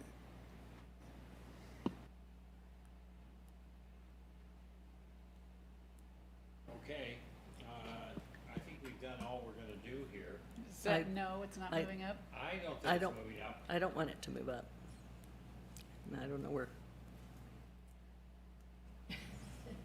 I think it should move, I think the new board should make a decision. Perfect. We're not moving up now. Okay. I'll have the board in some other time. The new board. I'm going to keep going. The other two items, I'm good. Pardon me? are they staying off the electric GPU and the EV truck? An EV truck. Their consideration, I'm not wild about either. It's no for me. It's a no for me. I'm a no. Got enough no's? I guess so. Okay, I think we're going to Can move I, on. can I just ask a quick question about the EV truck? What's our deadline for transitioning to electric by the state? I don't have the dates, it's by category. I think we have another 2 years maybe on the truck category. In my recollection, it's rolling based on fleet replacement over time. It's a really complicated analysis. Okay. Any projection, guess, 5 years, 10 years, 2 years? I would say 5 years and under, definitely. I think for the larger, heavy emitters that we have, the large off-road equipment is more closely like the loader, a requirement that happens sooner than the rolling stock of small vehicles. Oh, okay. All right. Okay, I would like to next go to the community benefit budget. And as I'm looking at this, could we get that one up, please? Lauren? That one? Now, in there we have community benefit strategic initiatives, 1.5 million. I assume that's fire. Correct. And I know Mr. Diamond would like to take it to 2. I know Mr. Diamond would like to take the brown big piece of the pie to 2, and I'm in agreement with that. Yes, Teresa? I also am in agreement with that, but in addition, we cut transportation by 400 grand, right? Is that right? Or am I making that up? I know 600K came out of here somewhere. Transportation goes from 200,000 this year to 100,000 next year. And that's TART? It was TTCF, housing, and. No, transportation all by itself was, I'll have a new contract. We're out of contract right now. I'll have a new contract at the board meeting in 2 weeks on this subject, based on negotiations and conversations with the transportation folks, Placer County, the town, TMA. We've come to agreement for approximately $200,000 in funding for this year and reduced that to $100,000 next year. And it was for specific programs. Some get funding from other sources, some don't. TART in there? Based on, TART is part of that, right? So we cut this back so much, I'm not psyched about that at all. I think it should be more in transportation, more in housing. Want me to tell you what it was again? 200,000 lands management, TTCF 250, and 150 for housing. That's the 600 that it went down. TTCF, where is that? It's not on there at all. That was the agency partnerships with the Community Foundation. And that was how much? It was 250 and now it's 0. See, I'd love to see that back as well, personally. Done. Over and out. I would like to see this go to the 2 million. I'm okay with when we first talked about 311 and we talked about transitioning from 700 and then we had this intermittent year and then we first talked about it going away. I'd rather see us do big things than all these little things. And this is, wildfire is the big care about now. It might be something else in the future, but I think a big block of money is better than a bunch of little money in terms of benefit for the community. And it's also not parental choice. It ties in, it benefits everybody. So I'm kind of in favor of this. There's a few other things I'd change, but I've talked to Rob about that. Will you define what the word "this" means? This, You're in favor of this. well, this would now be 2.868 instead of Okay, 2.368. I now understand what you're saying. Yes. Kat, you've got your light on. I'm just so surprised that I agree with almost everything you just said.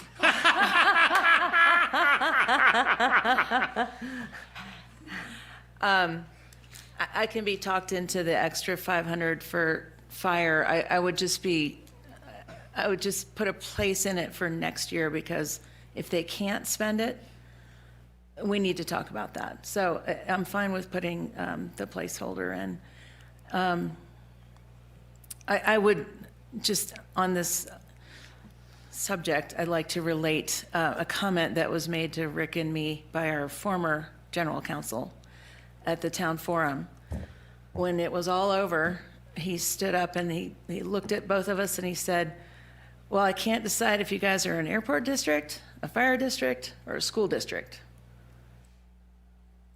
Because that's pretty much what it sounded like from the town forum was, we're doing fire, we're doing STEM, we're doing airport. And it was interesting coming from a community perspective that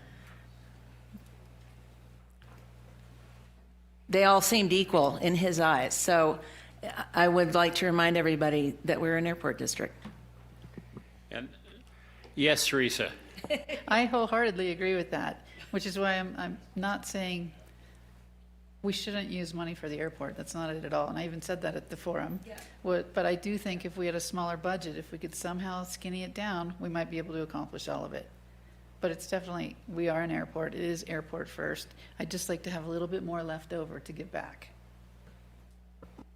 And I commented to the that former council, who was a lot easier than Josh. He was less rigorous, but I said, these all people are running for office. These are candidates. I do like that you're calling it strategic initiatives. It's a broad enough umbrella. Yeah, it's a long-term concept that may change over time. And So in that was terms- the idea of Yeah. being more How do we serve strategic on the the, constituency right. is huge.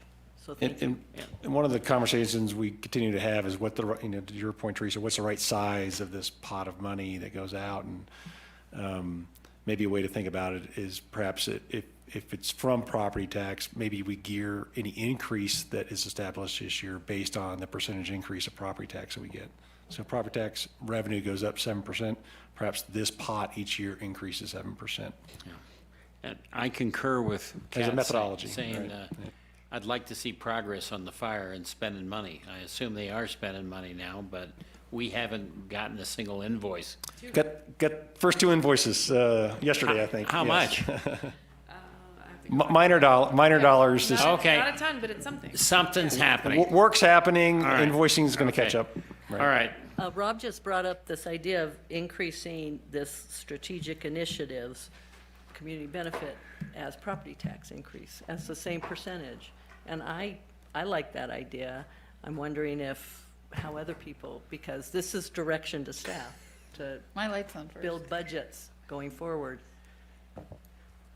Oh, my dream world, and I was talking to these two about it at the break, is that we have 2 million for fire ongoing perpetually so that they can plan for it and use it, and another $1 million for other capital investments, not the little ones, but other capital things that we can do in this community, because there's so many other organizations that don't have the ability to raise significant capital. So that's my dream, and if we get there by 7% a year, so be it, but that's where I would like to see it. I don't want necessarily the 2 mil to go up by 7% a year, but to create another pot that's substantial, to give away money for things that, like, the library. Not that I'm a fan of that, but the cross-country center, whatever that might be, where we can make a difference. All right. I've gone through all One more of, thing. My light's on. I can't see your light. Your water's in the way. I keep thinking about Kelly's first presentation when you talked about what percentage of the property tax was put into this. And I think it like 42% this year, or this for 24. So I like Rob's percentage idea, but I also think maybe the board has some kind of policy around what percentage of our property tax do we put in this pot, and then go from there and increase based on, or decrease based on what we get from that. Back into it. Yeah, I mean, we have to do the airport stuff first. Everything mean- has to be done. it was just, I guess what jumped out at me was that it's 42% is a huge percentage compared to, oh, sorry. What are we looking at? Well, I mean, look at that. It's, yeah.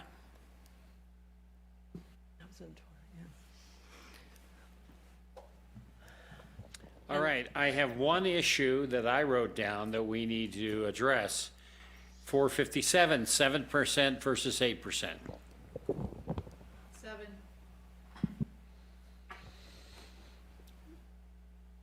Did you have your hand up? I did, but now I have my light on too. 7. Anybody else? 8.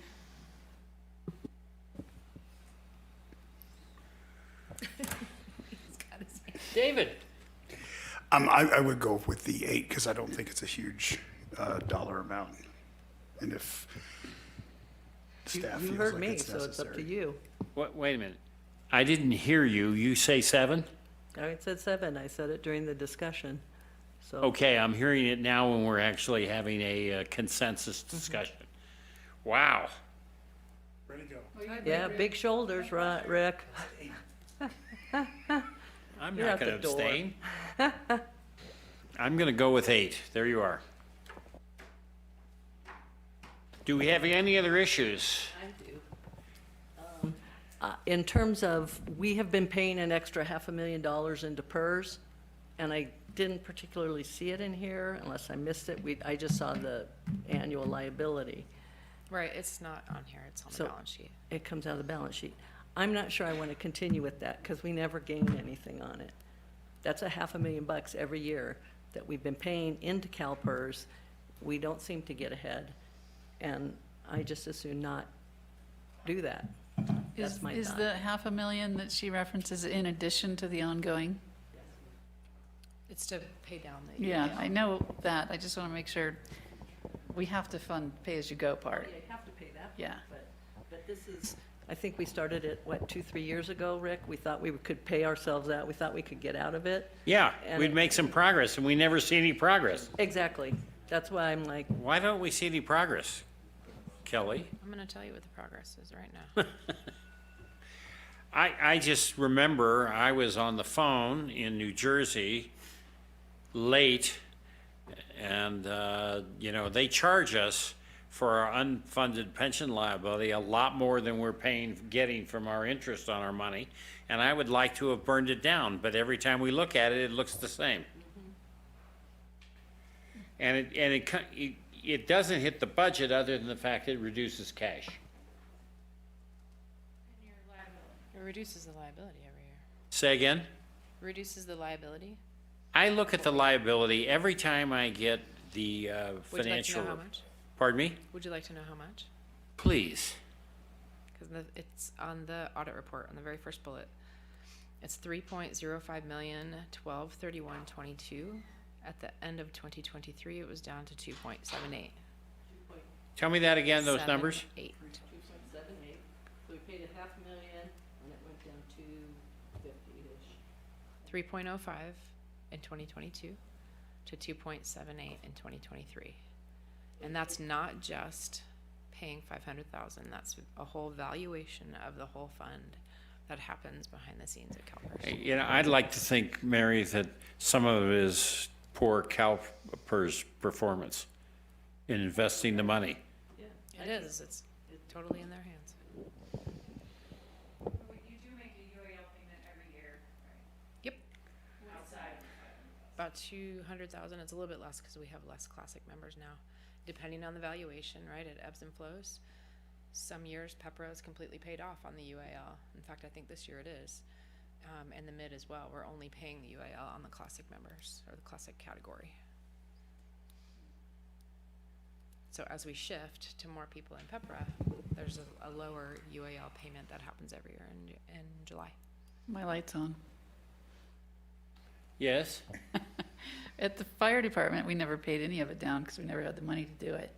And it really didn't ever affect anything. So I'm with Mary on that one. What could it affect if we didn't pay it down in the long term? I mean, other than the fact that we owe this money. Does it affect our credit rating, our ability to get No. money if we need it?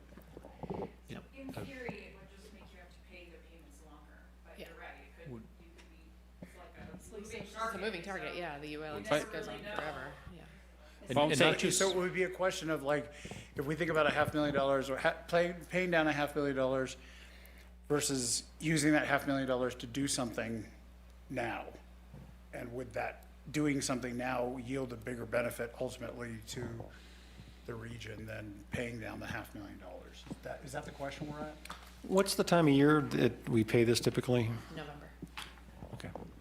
and it isn't just longer, it's bigger payments in the future.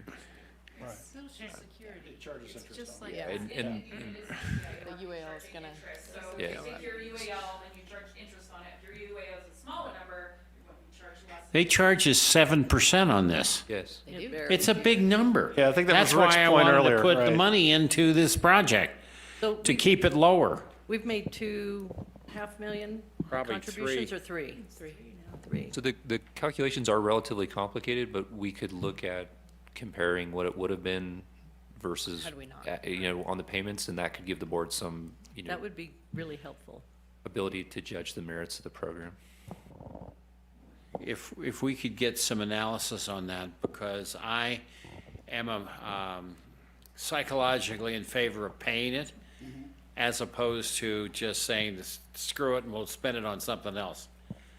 I think we should pay it, because I think it has reduced it a little, but it just doesn't seem like it moves the needle that much.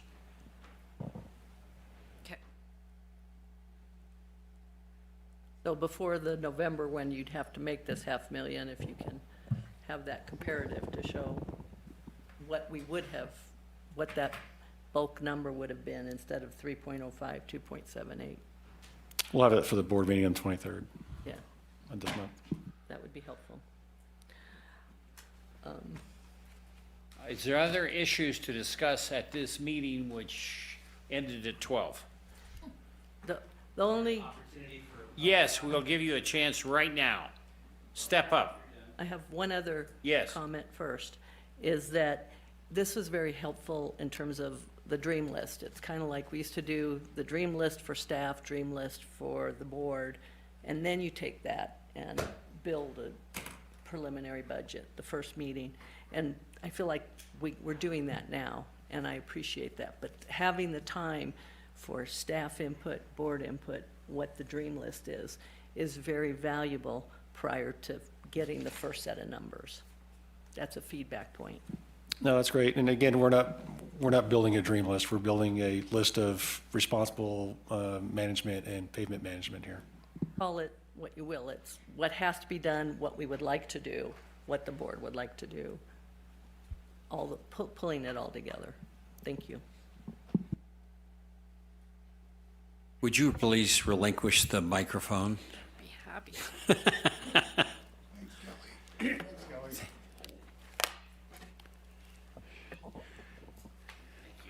Sir, who are you? Thank you, Mr. Chairman, members of the board and staff and others.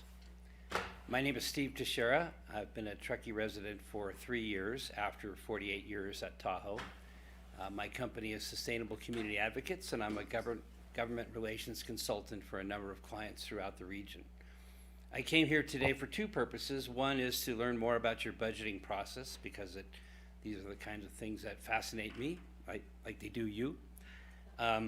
And the second is to highlight the fact that you did receive a letter from 4 different organizations having to do with the community benefits part of your budget. This has to do with the issue of transportation, which staff and this board just discussed for a few minutes. Right now, you're in the middle of a transition in terms of the board. There's going to be at least one new member in the coming year, and you're obviously moving towards adopting a budget in 2 weeks. I do think that the chorus of folks who believe that transportation should be a bigger share of your community benefits budget will continue to grow. I think there's a real nexus between this airport as a transportation facility and transportation in the region. Years ago, when I first moved to Lake Tahoe in the early 70s, I lived in Tahoma and Homewood, and the contributions to transportation affect the entire service area of this district, whereas some of the other things you do not. They don't all have to, but it does mean a lot to people, for instance, on the West Shore, that they see some benefit from the airport district. They're not very close here to the airport itself, but they do see some benefit to the taxes that they contribute. So those are the reasons I came today, and I want to thank you for the opportunity to get educated, and to meet and get to know a little bit more about some of you. I really appreciate the opportunity, and good luck with the budget process in the next step. Thank you. Thank you, sir. I would like to thank everybody on the board, staff, especially Rob and Kelly, for having this, and everybody else who contributed to it, having a productive, civil discussion on the budget. Thank you very much. I appreciate it. I got Kelly's email last night at 10 o'clock, and I couldn't read it because I didn't want to think about it anymore. And for me, I didn't go to sleep till midnight. Usually I go to sleep at 8 or 7 or maybe 9. And I was concerned about this meeting, and I want to thank you for doing a great job. Anybody else have any comments? My only comment is that because there was confusion after the last workshop in terms of is it in, is it out, do we want to recap from Rob what he heard, what's in, what's out? Or do we all? I think this time we're recording this with audio and video, so we have a good record of what was just discussed as directions and guidance. So I feel really comfortable that this is really clear this time, and very efficient. And we're not done yet. This budget may not be approved till the 4th of December, a momentous board meeting, my last one. Thank you. With guidance, we'll certainly have these changes made, and we can put it on the October 23rd agenda in 2 weeks, if the board is prepared to pass it then, based on the guidance today. I would like you to implement all of the decisions and send it out again, and don't wait until the next board meeting. Yeah, absolutely, yes. I don't know how we could approve it since we don't know what we're doing about the apron. That's a fact. But Well- you could have the apron on the agenda first. Yeah, Yeah, we could do that. yeah. We could That do would just that. be one line item would change, right? Yeah. Motion to adjourn? Do I have a second? Second. All in favor? Aye. Goodbye.